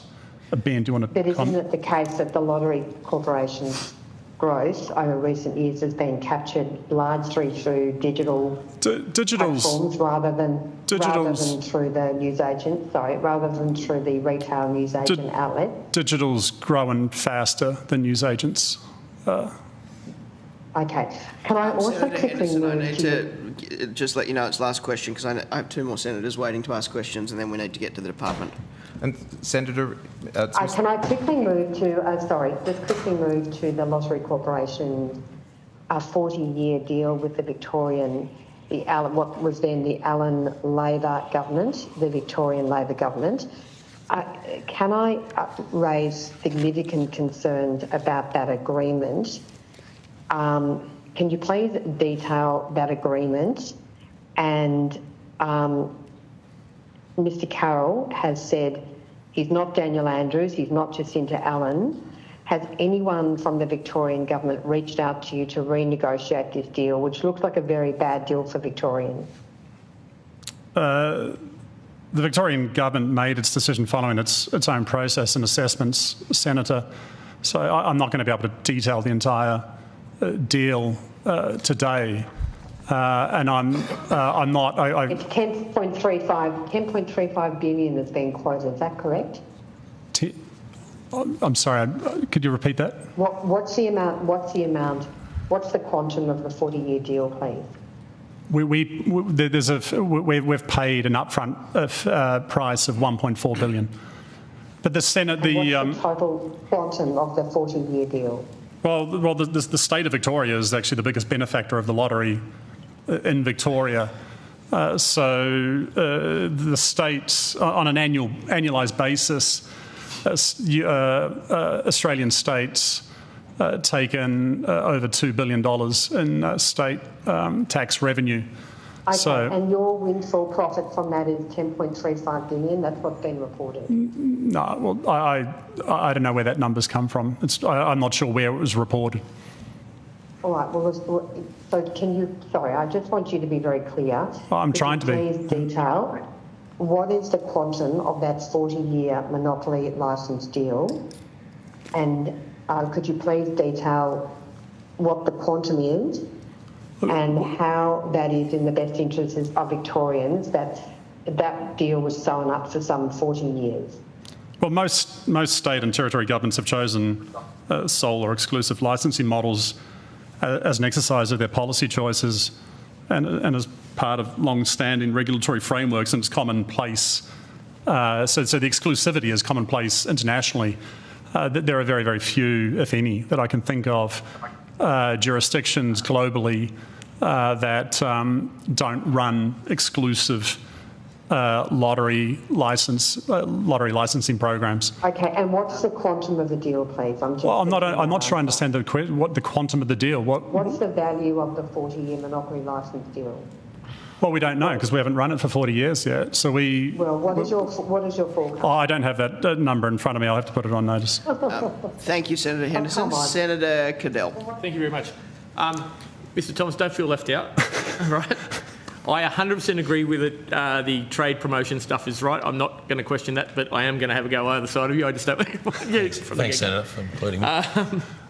I am not buying that this isn't about competition. Okay. If I go back, your predecessor wrote to Mike Wells of the Oregon Lottery in 2024 trying to get this changed. There are other emails of similar activism to shut down matched lotteries. I am concerned by any competitive behaviour. I can't even, if I go to Redhead or Jules News Agency and I buy my ticket now, I can't even check how I've gone to win $30 million and escape to Havana without, I used to be able to check it on the app without registering. Right? I think that is a change I've made in the last 3 or 4 months, that now, ever since I've had to register to get results, I'm now getting inducements direct to buy to my phone. I'm getting offers, I'm getting Powerballs. I think it is anti-competitive. I noticed that your biggest international shareholders of BlackRock, other things like that, have been accused of trying to monopolise vertical stuff since then. And I think this is nothing more than that. I think this is an opportunity to do that. If you don't, so trade promotions, great. Get rid of them as they stand and finalise that. If you want to get rid of Keno Go because you own it, fine, you can stop that tomorrow. If these matched lotteries, I heard the evidence, some of the evidence yesterday. It really concerned me that there was a beat up. And if I go historically into how you got these products, pools in Australia was only through betting shops or TABs across Australia, and then Lotto came in, and the equipment was actually delivered to TABs to be sold. And it was only a last-minute deal by others that it went to lotteries, that went to newsagents. So it hasn't always been the case that you've relied on these things. The evidence yesterday, have you said your opening statement you're in Illinois for a period of time? 8 years. I ran the, yeah. Is there ever a case where Illinois did not pay out to a registered body or company or entity while you were a CEO? No, but the Illinois Lottery never had to pay to an Australian customer who... Oh, that wasn't my question. Did you ever pay to a not registered entity? Sorry? Did you ever pay to a not registered entity? It was raised yesterday specifically in the terms and references as a question that they don't have to pay if these people pay. When you were CEO, did you ever not pay to a registered entity or company in America? No. Have you got records of anyone not paying historically across America? No. Right. So we're raising this as a concern when it hasn't happened historically ever. Yeah, well, it hasn't been tested. No one's won $1 billion yet, Senator. So I think that's when it'll be tested. $1 billion is a lot of money. And for the person that ran out to the shop to buy a ticket from through a website in Australia that finds out that they're now holding a ticket worth $1 billion, I think that's when it gets really tested. Okay, that's a reasonable... They've never paid out a First Division prize. I know that. Yeah, okay. You go and have a look at that, but all these things about yesterday where we're concerned about their paying, we're worried about this, there has been a... You realise, Senator, they don't offer a lottery product. I understand that it's a betting product. That's clear. They do not offer a lottery product, yet they get exemption under lottery law. But your corporation, historically, was, I believe your predecessor, I don't know if there's someone in between, has been writing over time trying to get this shutdown seen as competition. In your 2025 annual general report... What I can say is I've got eight years in the US, I've got 25 years in international lottery experience in Europe, Asia, New Zealand. I've never seen an operation like the foreign matched lotteries, how they operate out of the Northern Territory. There are now 4 foreign matched lotteries licensed under internet gaming law in the Northern Territory. One of them is also registered in the Isle of Man, Senator. Yep. Okay, so these are not lotteries. To your own point, these are not lotteries. They sell an inter-party contract for someone in the United States to jump on their scooter, go down to the shop, buy a ticket, and when that person finds out, and that person is the legal bearer, they own the ticket. Now, I would hazard to guess, Senator, that when that person finds out they've won $1 billion... You say that person. Is it that entity or that person? But someone has to go and buy the ticket in a store. Absolutely, they do. But if they buy on behalf of an entity which is allowed, you're saying entity purchases aren't allowed in the United States. Is that what you're saying? Entity purchases. A company, an organisation? I don't think I've ever in the US. It's an interesting question. I don't think we've ever sold a ticket to a company in the United States. Okay, good to know. Your 25 annual report says enhanced licence value is a KPI.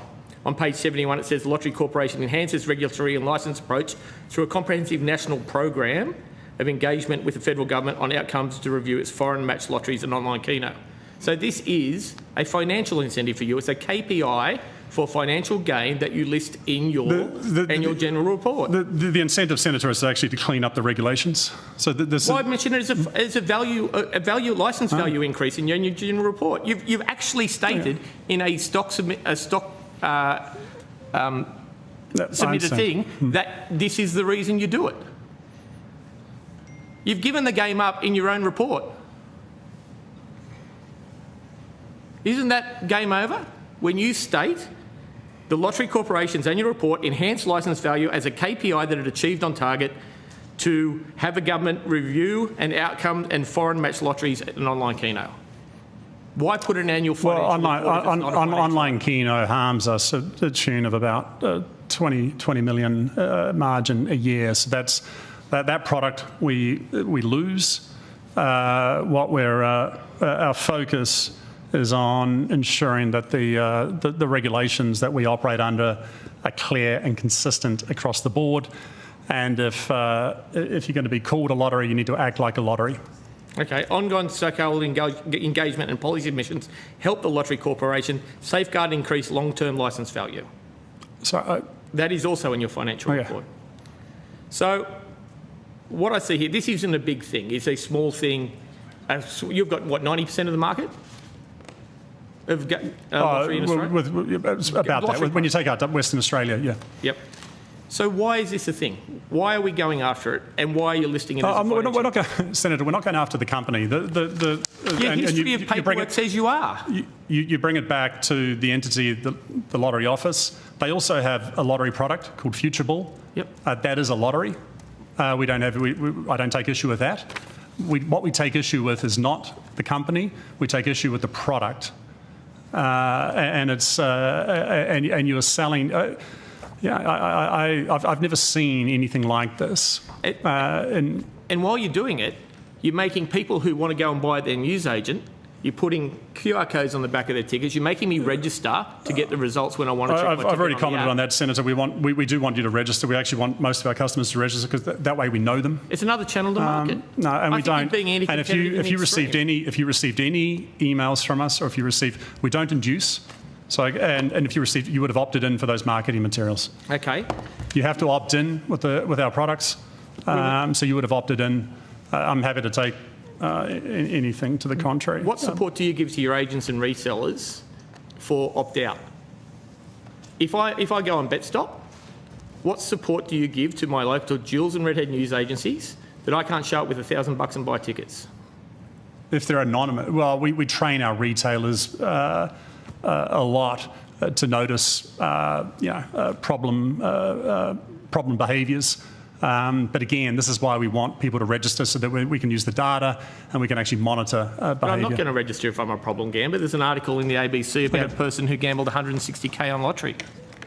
From January 26, a man said more than be done to protect vulnerable people after he lost $160,000, including lotteries. I will say including, not all on.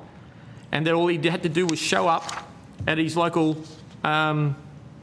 news agents, put his bet on lotteries. I don't think it's as problematic as a lot of other sources. No. But how do you stop so many people across your network? Are there photos? Are there what do you do to bet stop? We have, Senator, half the adult population in Australia plays the lottery over the course of a year. The average weekly spend is $13.60. Cool.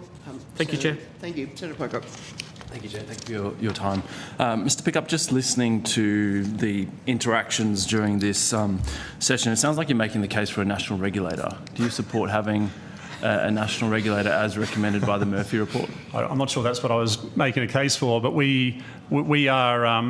I've been in the country 8 months, Senator, so just bear with me a little bit, but what I've found is that we are regulated well with the state governments that we deal with. Whether there's a national regulator or not is really a question for Parliament. Well, I'm interested if you think there should be a national regulator. I think we're regulated sufficient from what I've seen after 8 months being in the job, being in Australia.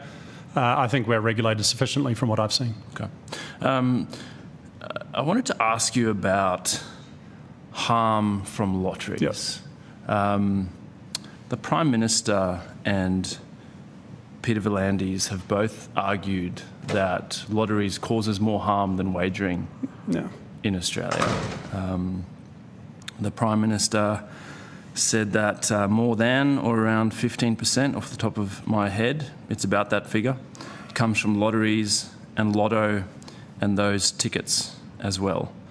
And Mr V'landys, according to the SMH, argues that independent statistics showed that out of 100 people who sought help from a problem gambling hotline, 70 were due to poker machines, 15 due to lotteries, 8 due to racing, 4 due to sport, and 3 due to casinos. Do you agree with the PM and Mr V'landys that lotteries are more harmful than wagering? No, I certainly don't. So why are they wrong? Well, half the adult population plays lotteries in a year, and I'm happy on notice to provide any, whether it's international or Australian research on this. That is a claim that is often used because if someone has a primary issue, whether it be gaming machines, sports betting, they may also play lottery because it's such a widespread product. So lotteries operate, Senator, off a lot of people spending a little bit of money. And so, and I'm just speaking hypothetically, but if you had someone that had an issue with gambling, it is very, very, very unlikely that the primary issue is the Thursday night Powerball draw. Yeah. Okay, thank you. That would be really helpful on notice if you provide that research on notice. And so just to clarify, you believe the PM and Mr V'landys are incorrect in this claim. I haven't been able to find any researcher who agrees with them, so I think you're on pretty firm ground if you do disagree. I would disagree. Thank you. Thank you, Chair. Thank you, Senator Pocock. Wonderful. Thank you very much. We thank you for your evidence and your appearance here today. If you've taken any questions on notice, please provide those answers to the Secretariat by the latest at the date specified. And thank you for all the work that it takes to prepare and appear at this hearing. Thank you, Chair. Thank you, Senator. Thanks, Chair. Okay. I now welcome representatives from the Department of Infrastructure, Transport, Regional Development, Communications, Sport and the Arts and the Department of Social Services. If you come to the table, we'll suspend for one moment.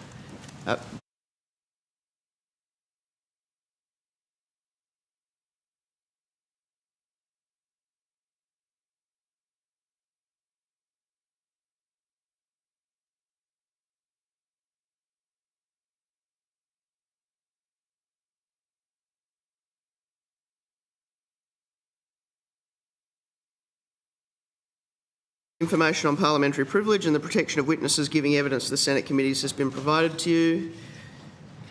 I'm looking at the table. Yes, thank you.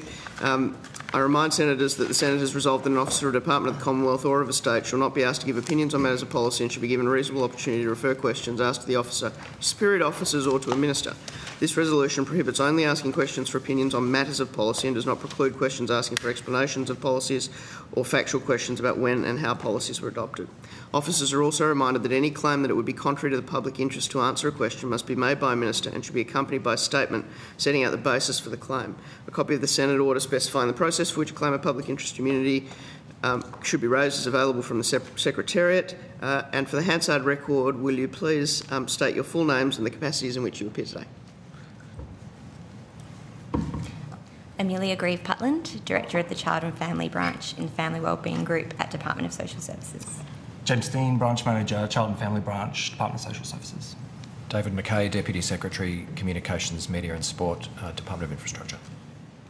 Sarah Vanderbroek, First Assistant Secretary, Digital Policy, Online Safety and Classification in the Department of Infrastructure.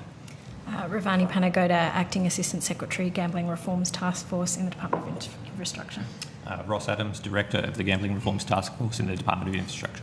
Nolan Nawang, Director, Gambling Reforms Task Force, Department of Infrastructure. Thank you.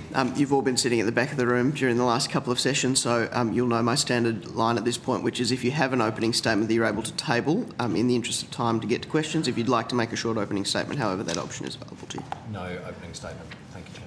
Wonderful. Thank you very much. And I will then go to Senator Hanson-Young. Thank you. Firstly, I'd like to know who the 9 players were that the government negotiated this package, this legislation with. I've been told by the Minister's office that that this was a 9-way deal, trade. Who were the 9 players? Senator, I'll ask the team to give you the evidence of the consultation processes that the department was involved in. Yeah, we can run through the list of people we consulted with. Senator, thank you for the question. So the government asked the department to undertake targeted consultation on the exposure draft bill. That was held over 2 weeks, from the 29th of May through to the 12th of June. The consultation involved 10 different sectors and included more than 80 organisations. It also included a dedicated briefing session with states and territories and a dedicated briefing session with harm reduction advocates.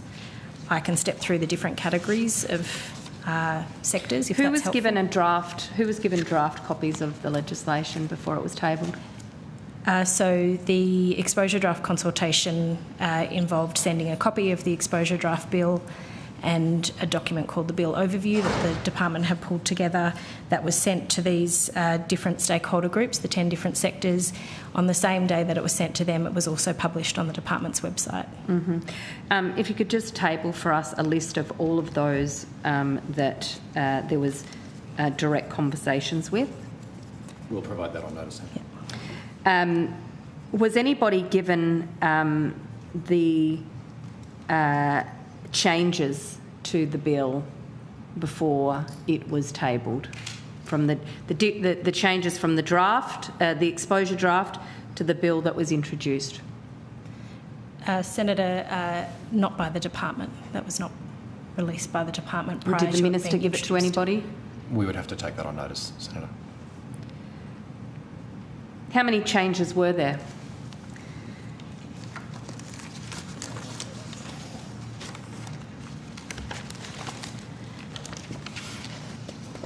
I'll ask the team to run through the categories, Senator, but there were broadly improvements to the clarity of provisions, refinements to address implementation and enforcement matters raised through the discussions that Ms Panagoda referred to. I'll just see if there's anything more that you'd like to add to that. There were quite a number of changes made, some more technical than others. The consultation the exposure draft consultation process focused on practical implementation of the provisions in the bill, and that was the focus of the discussion.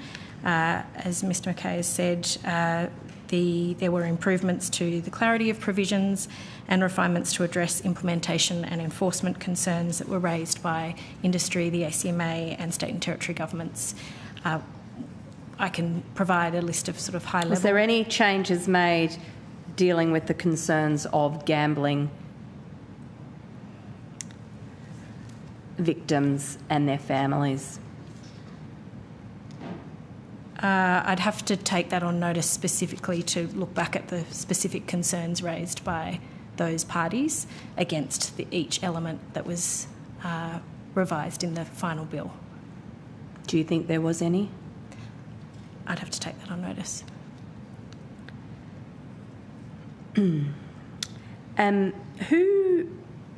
Whose advice was it that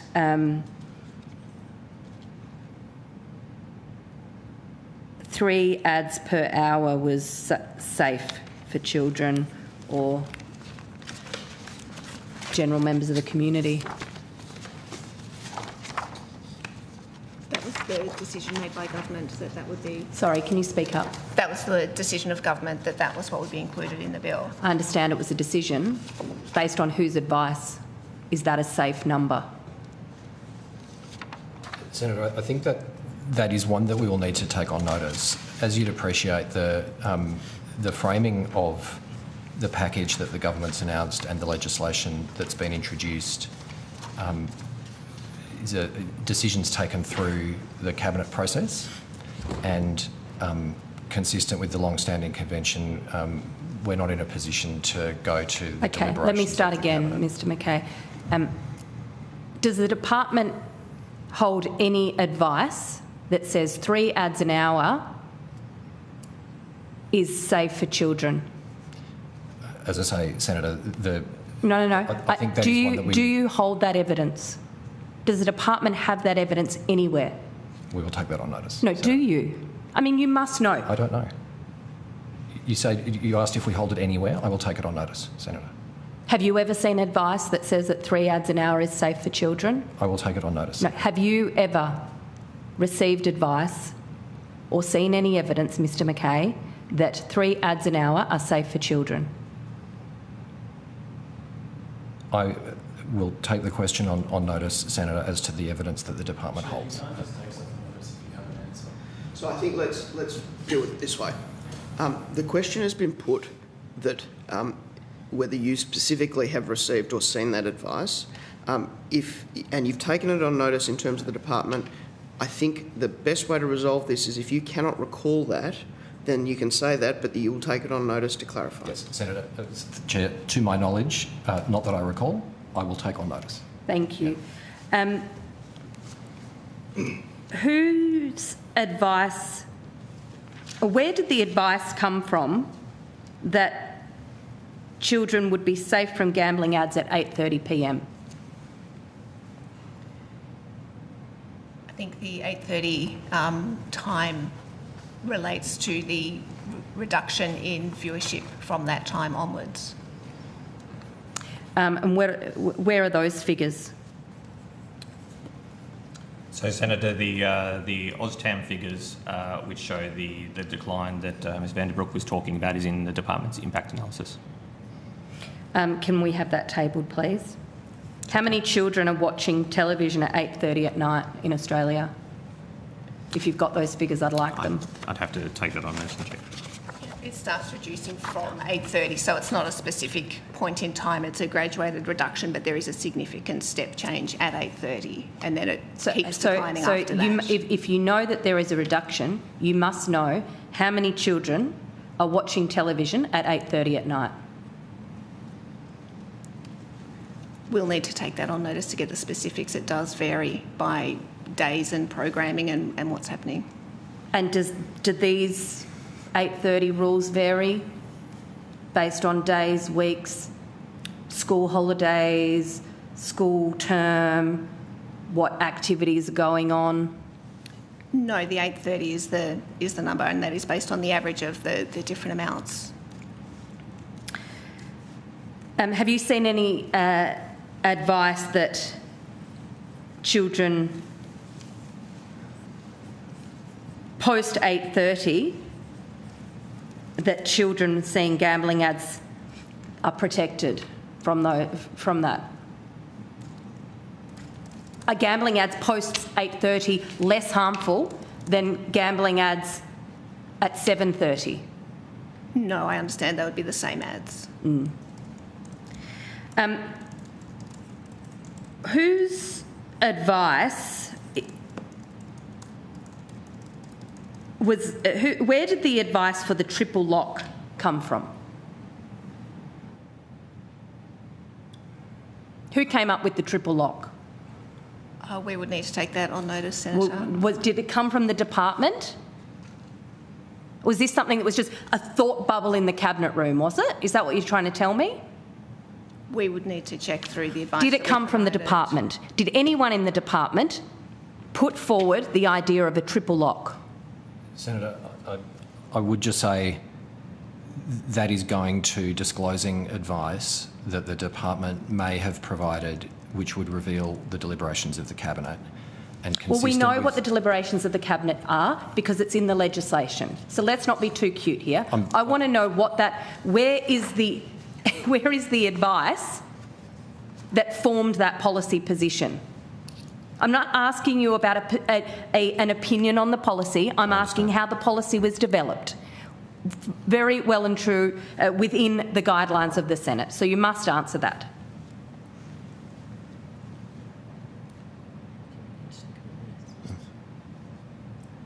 We'll need to check on notice, Senator. It could have been that somebody who is not one of us was providing that advice.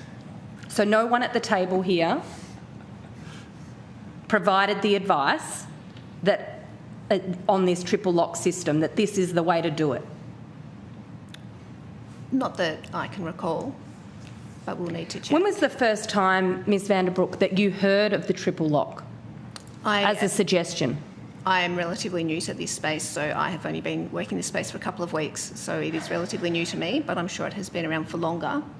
Who at the table has the ability and the competence to answer these questions?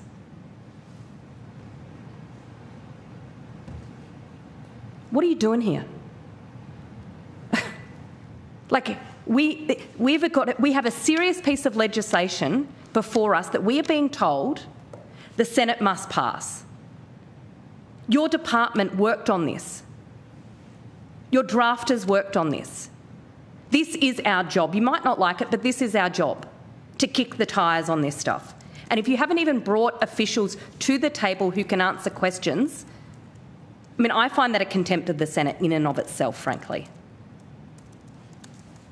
So who is able to answer these questions today? Oh my God. Senator, I mean, Chair, this is ridiculous. We have the senior members of the team in Mr Nguyen, Mr Adams and Ms Panagoda. I think they have said the question of where did the design of the triple lock originate,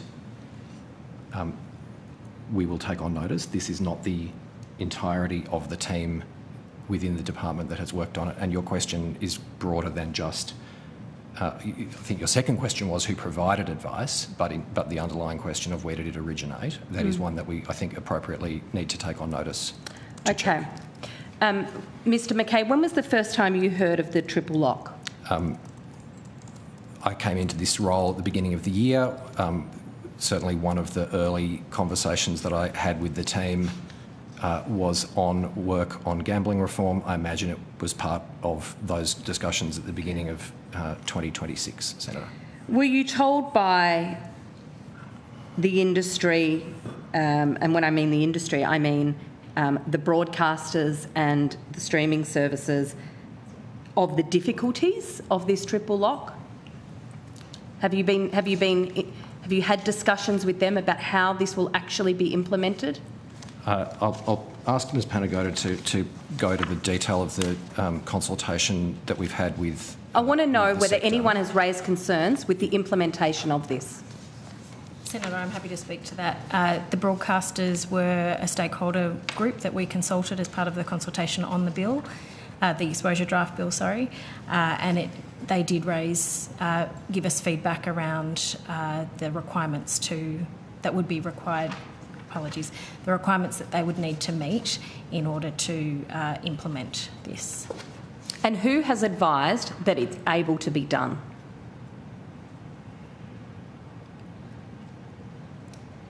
I guess I would start by saying that the underlying premise here is that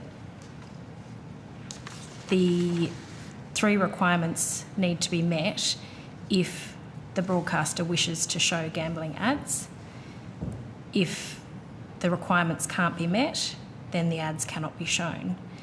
In terms of the implementation process for meeting the requirements, that is a matter for the industry to consider, and they have given the feedback that it is challenging, but I understand not impossible. How many accounts you've obviously come up with this system. You must have modelled this.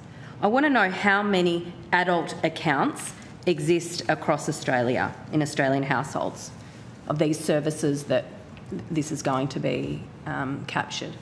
For online content services? Yes. I'm not sure whether we have that data on us. No, we can take that on notice. How many accounts does the department presume each household has across Australia? Senator, we'll need to take that on notice. We don't have that data in front of us. Could I ask? Could I ask about the notable persons definition? Who is a notable person? Senator, under the bill, it defines categories of notable people, being former or current sports people or athletes or celebrities or social media influencers. There is also the capacity for the minister to add additional classes of people to that definition. What determines somebody to be a social media influencer? That will be something that will be determined in the ACMA's regulatory guidance. We didn't stipulate that level of detail in the bill because it is something that could well change over time as social media products develop, so that will be in the regulatory guidance. But you must have some sense of who you're trying to capture. Is it everyone with a blue tick? Is it everyone with a verified account? Is it everyone with more than 1,000 followers? It would be people with a significant number of followers who were seen to be influential, but how that is specifically defined will be a matter for the ACMA to determine. Well, I asked the ACMA about this today, and they said it would be determined by the form of the legislation. They couldn't tell us until the legislation had passed. I think, Senator, that's because, as Ms Vanderbroek described, the legislation prescribes categories within which the regulator will then develop detailed guidance. But you must, I mean, are you telling me that the government has no policy on who will be captured under this rule? No, Senator, that's what's set out in the categories that are described in the bill.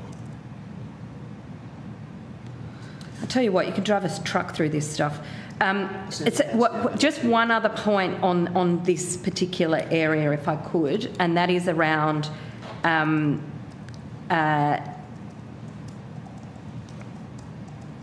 how the existing there is a provision within this bill, as drafted, that contracts with gambling companies that have been entered into prior to commencement of the bill, sporting clubs who've got a sponsorship contract with a gambling company, that as long as those contracts are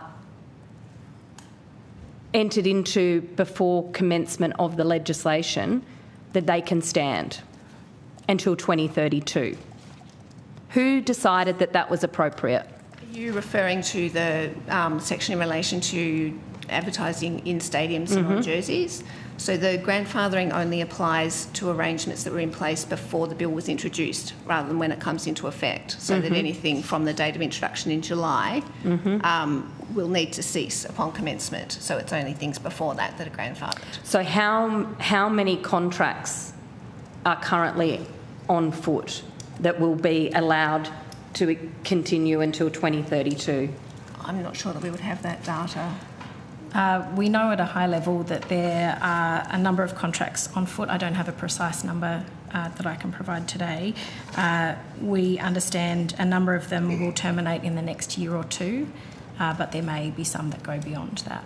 I'd like the details of that on notice, please. How many contracts you're aware of and their exhaustion dates.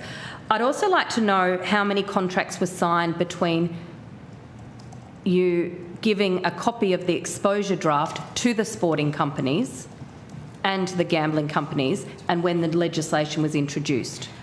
Senator, it may assist to advise that this provision was not in the exposure draft, and so it was only made public when the bill was introduced. Okay. So you should be able to tell me then how many contracts are on foot and will be caught by this provision, yes? We can take that on notice. Of the ones we have knowledge of, that's right, Senator. Ones that you have knowledge of. Senator Hanson-Young, I'm sorry. Yep, okay. Thank you. Senator Henderson. Thank you very much, Chair. Look, I firstly just wanted to ask if the department could provide all advices, correspondence, emails between the department and the Minister's office in relation to this bill to the committee since the 1st of January 2026. We'll take that on notice, Senator. I realise you need to take it on notice, but given the urgency with this bill coming into the Parliament, can I ask that this be provided as soon as possible so that this can be considered prior to the bill returning to the Senate? I understand, Senator.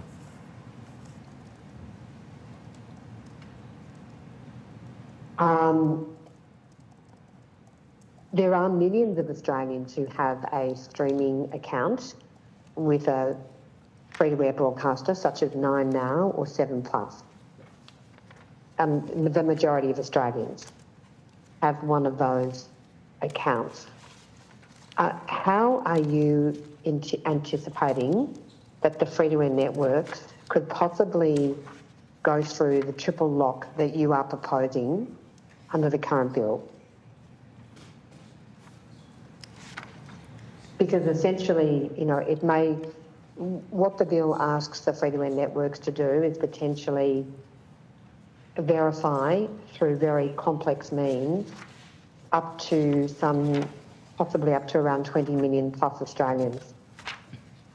Senator, I would expect that to be achieved particularly within the time frame of the commencement of this bill.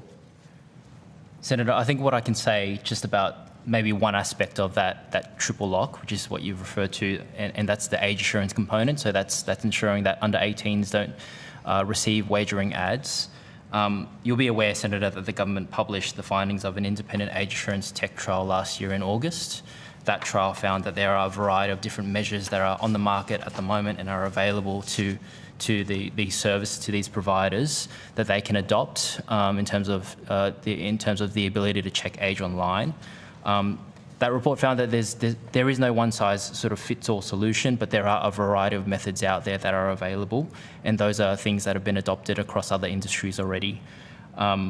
That report also looked at measures to address circumvention by users when it comes to VPNs and those sorts of things, and found that there were also effective methods to combat those methods of circumvention as well. Well, I would put to you that the age assurance, as we've seen with the social media ban, is a disaster. It does not work, and it is not working. So again, I say and ask, what evidence do you have that millions upon millions of Australians can be verified in time for the commencement of this bill on the 1st of January? I think, Senator, that the evidence that I just pointed to is the evidence. The other thing maybe to note, and I just highlight something that's already been referenced Well, that's not evidence. That's just you making. That's not evidence, I'd say. That's just you making an assertion. But I'm asking for the evidence that the free-to-air networks can implement the triple lock within the period of time that you have provided them under this bill. Senator, perhaps I could put it a slightly different way. The legislation that the government has introduced reflects its decision to impose that obligation. As Ms Panagoda mentioned before, if the three elements of the triple lock can't be satisfied, the default position is a ban on advertising. So, is there anything that you can provide the committee which can demonstrate that the free-to-air networks can implement the triple lock by the 1st of January? I will take it on notice, Senator. I think it's more a question for the networks than for the department, but I will take on notice to see if there's anything we hold that we can provide. It goes to the competence of the minister, that the minister has put forward a bill which is deficient in so many respects, including weakening the current prohibitions online which prohibit the running of gambling ads during live sport. That is an abomination. And on that note, I ask, has the department provided any advice to the minister in relation to making further changes to this bill? Senator, I will take that on notice. Decisions on the bill. Senator, if I may finish, decisions on the bill and the form of the legislation to be introduced are taken through a cabinet process, and I think it's appropriate in the event that the minister wishes to make a public interest immunity claim over material that would disclose the deliberations of the cabinet. I think it is appropriate that I take that on notice. Sorry, can I just confirm who is speaking? That's David McKay, Senator. Mr McKay, that is not a reason not to answer my question. The only exempt documents are cabinet documents, so please don't try and mislead this committee. Well, sorry, Senator Henderson, I'm just going to interrupt there for a moment. The official is entitled to say what he has just said. He is entitled to take it on notice for the purposes of making that determination. And so I don't think that anything he has said would constitute misleading. You're entitled to keep questioning him, but what he has said is, as far as I'm concerned, consistent with the rules of the committee. That's not true, Chair. I take it that's just not true. Cabinet documents are exempt, but advice to government, which may or may not result in some sort of cabinet deliberation, is not an exempt category of documents. So I go back to my first question, Mr McKay. Have you provided the minister or the government with any advice in relation to making further amendments to this bill that have not yet been publicly disclosed? Senator, I'm referring in the way I'm answering this question to the grounds for a PII claim list set out in witness guidance from the Senate. PII claims may be made in relation to information and documents, the disclosure of which would or might reasonably be expected to, among other things, disclose the deliberations of Cabinet. And I think it is appropriate that I take the question of things the government may be considering in respect of future changes to legislation to afford me the opportunity to consult with the minister in respect of that question, Senator. Mr McCain, my question was very narrow. The question is, have you provided any advice to the government in relation to making further changes to this bill? Because I would put to you that this bill is significantly flawed. There are many deficiencies with this bill. It's a shocking reflection on the minister's competence. And again, I would ask you, have you provided any advice to the government in relation to making further amendments to this bill? Sorry, can I just, Senator Henderson, can I just be really clear here? I mean... Are you taking it, sorry? I'm taking a point of order. Surely, Mr McKay, you are not claiming a PII claim on whether you can answer the question of yes or no. We're not asking for the details. Senator Henderson is not asking for what advice or what documentation you might have. We simply want to know whether you have any advice. So, Senator, if I misheard Senator Henderson's original question, I apologise. I understood it to be what advice have we provided, not whether or not we had provided advice. Yes, we are in discussion, as you would expect on any piece of legislation, with the Minister's office about amendments that may or may not be made. My answer was in respect of what I understood to be a question asking for the substance of that advice. Thank you. Thanks, Senator Henderson. Thank you very much, Senator Hanson-Young. So in what areas are you discussing changing the bill? Because, I'm sorry, asking for advice, you do not have an exemption not to provide advice to the committee. That is not an exempt category of documents. And Senator, I'm certainly not suggesting that... I'm sorry, that is not an exempt category of documents. But what I'm asking for is, can you please provide this committee? I mean, we are on the precipice of having this bill in the Parliament. The bill is a shambles. It is a dog's breakfast. There are so many things wrong with this bill. And we are examining this bill right now, and we are entitled to seek this information. So can I please ask, what is the nature of your advice, without going into the details? What areas are you currently advising the government on in relation to this bill? For instance, are you advising the government as to how to fix the current weakening of the prohibition of gambling ads online during live sport, which is a shock to us all, frankly? Yeah.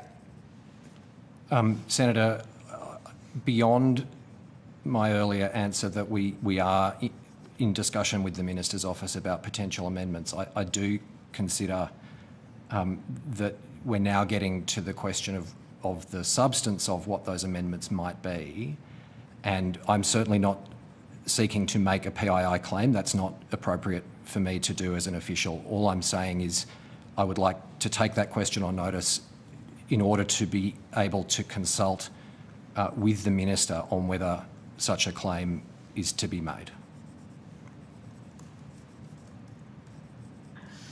Well, advice to government, as you well know, Mr Mackay, you're a very senior departmental official, is not an exempt category of document. So I would, therefore, I'm going to press you on what advice have you provided to government in relation to making further amendments to this bill? And does it include the current prohibitions in relation to online gambling advertising? Does it include the fact that there is no specific prohibition on running ads during children's programming? Does it include the fact that there is no prohibition in relation to predatory, harmful inducements that we've heard from in this committee for the last 2 days? There is no prohibition on, and in fact you are required to answer those questions because that is not an exempt category of documents. Senator, my understanding from briefly conferring with my colleagues is that while we have had discussions with the Minister's office about potential amendments, we have not to this date provided any formal advice in respect of potential amendments. Okay, so what's been the nature of your informal discussions with the Minister's office?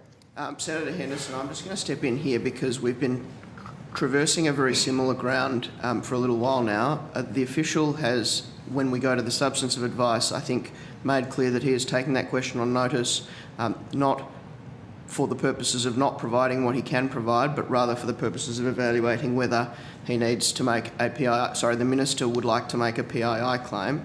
And so while I understand your question and what it's going to, I think this has been traversed and the official has answered this question.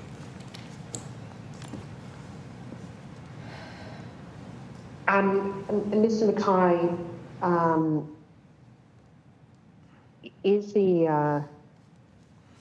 could you please clarify, we heard evidence from ACMA earlier today that there is no specific prohibition in relation to running up to 3 gambling ads per hour during children's programming. Can you please confirm why the government is proceeding on that basis? Senator, I can confirm that there is no specific provision in the bill to reflect what you've just said about ads being run specifically during children's programming. I mean, surely that's an outrageous admission that we have a current prohibition which prevents gambling ads being run during children's programming. How can we possibly have a bill before us now which allows gambling ads to be run during children's programming? Senator, just to clarify, the provision, as you've noted, does exist in the current commercial television code. That code would continue to operate. There's nothing in this provision in the code that contravenes the provisions in the Act, in the bill, sorry. And if the bill, when the bill is passed, if that provision continues to not be in the bill but is in the codes, that the codes would still stand. Well, hang on a minute. The regulator has now made it. The regulator has made it very clear that they are operating on an assumption because the bill is not clear. The bill is silent. There's nothing in the bill, there's no provision which states that those codes continue unless there is some sort of inconsistency. So at the very least, this is an appalling drafting area if that was the government's intention. Another botch up by this government.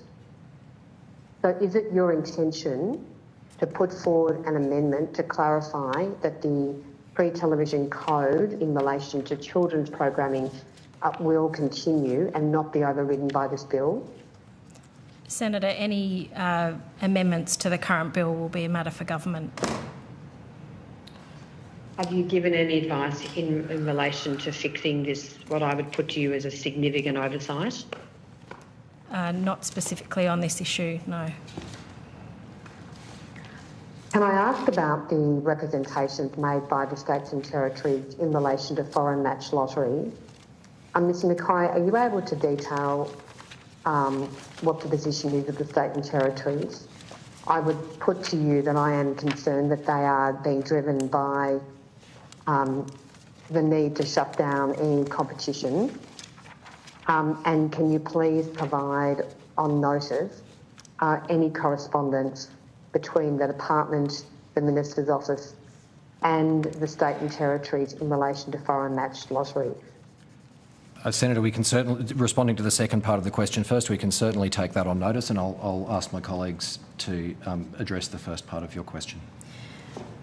Senator, the department is aware of representations having been made to the government by some states and territories seeking consideration at a national level of regulatory options, including potential prohibition of foreign matched lottery products.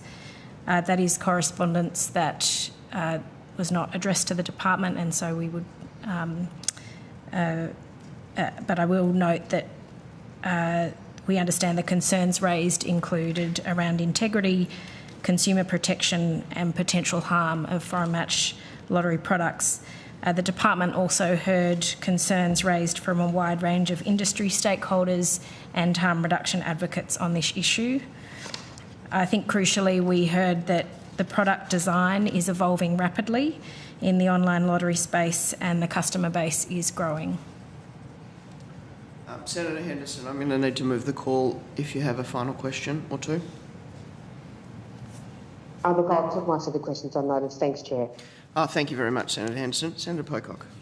Thank you very much for your time here this afternoon. Mr Mackay, yesterday we heard Professor Samantha Thomas call the consultation that you ran a sham, and she said the department wasn't able to answer questions about the bill or provide any evidence.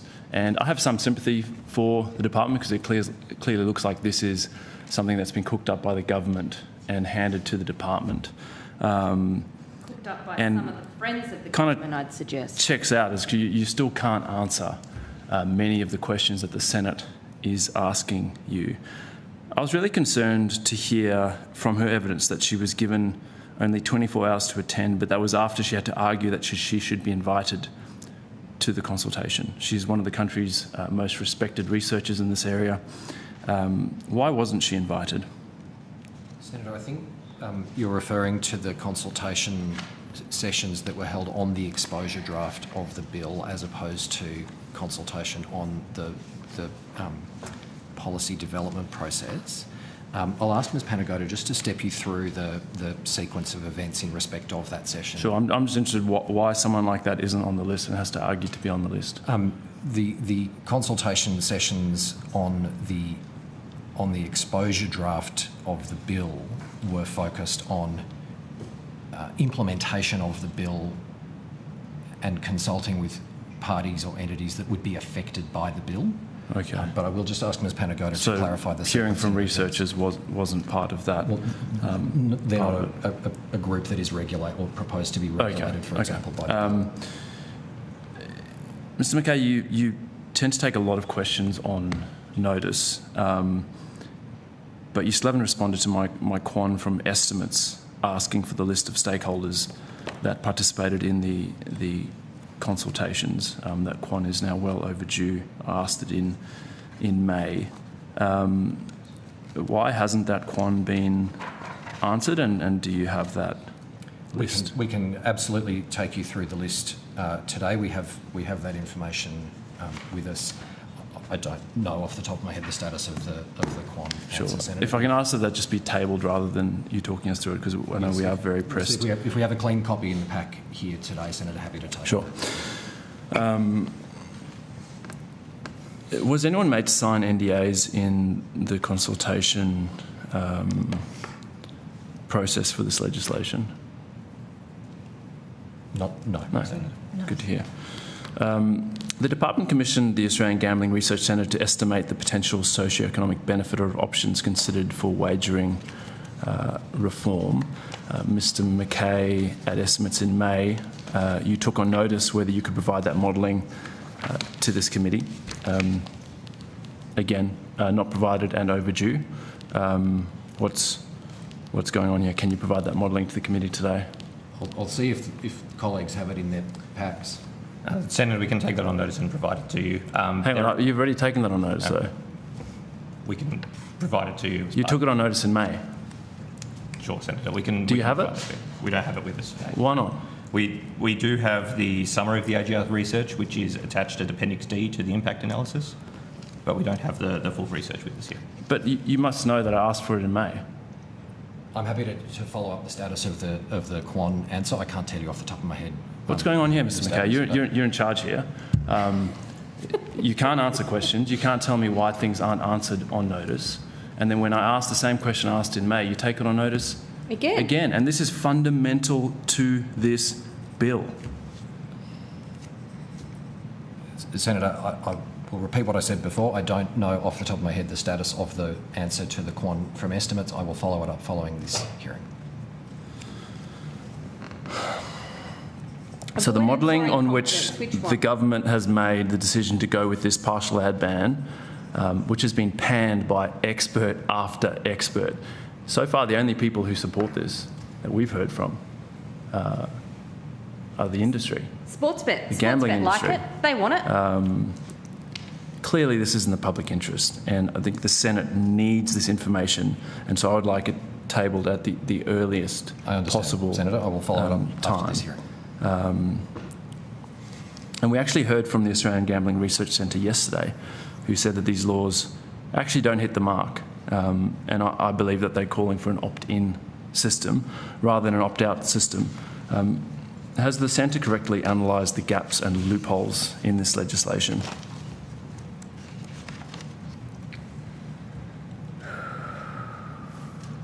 Sorry, Senator, are you asking for our view on the AGRC's assessment of the bill? Did you hear the evidence yesterday? Yes, in parts, yes. Okay. Is it an accurate assessment? I really think that is asking us for an opinion, Senator, on the legislation that the government has introduced. Okay. Can you just circulate a news report? This is from the ABC. It's an investigation by Steve Kinane, and also ask that it be tabled, Chair, if you're happy with that. Earlier you referred to OzTam data, looking at this 8:30 p.m. watershed, which no experts seem to think is going to protect young people. And you said that if you look at OzTam data, there's a drop-off at 8:30 p.m. And then you said, well, it actually depends on the event, depends on the day, lots of caveats. Thankfully, Mr Kinane analysed the OzTam data and found that the average audience of children aged between 10 and 17, between 7 and 9 p.m, is 4 times higher than it is from 4 to 5 p.m. And he concludes that if sporting events and awards nights are removed, 12 of the 16 highest rating programs for children aged between 10 and 17 are broadcast during the 7 to 9 p.m. time slot. Sounds like peak time. We've heard from researchers who have actually looked at young people's viewing habits when it comes to sport, a key place for gambling ads, and they say that the vast majority of kids keep watching the second half of Friday night footy when it's 8 p.m. kickoff. So what evidence do you hold that the 8:30 p.m. watershed actually protects children watching TV, particularly when it comes to sports? None. We would need to refer back to the data that we referenced earlier that showed a drop-off at 8:30. Or not when it comes to sports? I haven't seen this evidence before. That's something that we can look at. Who analysed the data? Who analysed the data in the department? It would have been the members of the team working on it at the time. Okay. Could you provide the summary that came out of that, the data and then the summary of what was fed into the process by the team, please? Certainly, we'll do that on notice. Also just wanted to touch on finally this 3 ads per hour, which I think for a lot of people came fairly out of the blue. It sounds like you don't know a huge amount about it. Senator Hanson-Young was asking about it earlier, and I can't quite believe that this was taken on notice given how central this is to the Albanese government's talking points of getting the balance right. Getting the balance right is 3 ads per hour. And we've heard from no one over the last couple of days and in the submission that can point to where this 3 ads per hour comes from. But the only place my team could find was in an ABC doco by Sean McAuliffe, and he was interviewing Mr. Kai Cantwell, the head of the gambling lobby. And I'll give you the direct quote. What we've been supportive of is volume and frequency caps on free-to-air television. So it might be 3 ads per hour. Then just a few weeks later, the PM announces exactly this policy. Has Responsible Wagering Australia ever provided advice to the department that 3 ads per hour is a good number of ads? Senator, not to my knowledge, no. So where's it come from then? They're the only people on record saying that 3 ads per hour is a workable solution. 3 ads just doesn't come out of thin air. Where does this number come from? I think that again goes to cabinet deliberations, Senator, that we can't disclose. Minister, whiteboard. My understanding is that Minister Rowland, the previous minister, said 2 ads per hour. Is that correct? That was it. In the package, in the proposal that was discussed when Minister Rowland was the minister. Yes, that is my understanding. And so, where did the extra ad come from? Is it it's come from cabinet? So premium. This is not evidence-based policy. Then there's you telling me what I'm hearing is that there is absolutely no evidence behind 3 ads, and now this is something that was cooked up around the cabinet table that has been handed to the department to try and implement. Senator, I don't think that's a fair characterisation of how we've described the Where's process. it come from then? What we have said is that we're not in a position to disclose the deliberations of the cabinet. So it's come from cabinet. It hasn't come from you. It hasn't come from your modelling. It hasn't come from the experts. All right. And this is a joke. I need to now move the call. Can I just ask? I've got one final question. Yes, but very swiftly, Senator Pocock, please. Mr. McKay, again, you took this on notice at Senate estimates. I asked a very basic question. Were the ACMA provided with additional resourcing to implement these reforms? You took that on notice. Still haven't provided me with that quantum. It's overdue. Thankfully, ACMA have answered that, and they confirmed that they have received 0 extra funding, even though your own impact assessment said that implementing a partial ban that the government has gone for will be more costly to implement. So both the department and ACMA will reallocate and prioritise existing resources to support the implementation of these measures, Senator. Thank you, Senator Pocock. Senator Smith, you have 2 minutes. Thank you very much, Chair. I just want to confirm whether or not the department has seen this report from E&P, which is titled Stock Focus, the Lottery Corporation, TLC-ASX, dated Friday the 17th of May 2024. I have not, Senator, but I'll check with my colleagues. I don't believe we have. It's a document that was released under FOI by the Minister for Communications. I have not personally seen it, Senator. It'll be a document the department's familiar with. So I'm curious to know the timeline for the provision of this document to the department, first point. Second point, who provided the document to the department? At what point did the document influence the department and the government's consideration of the ban on foreign matched lotteries? And how it was that we went from a credit card ban to a full exclusion.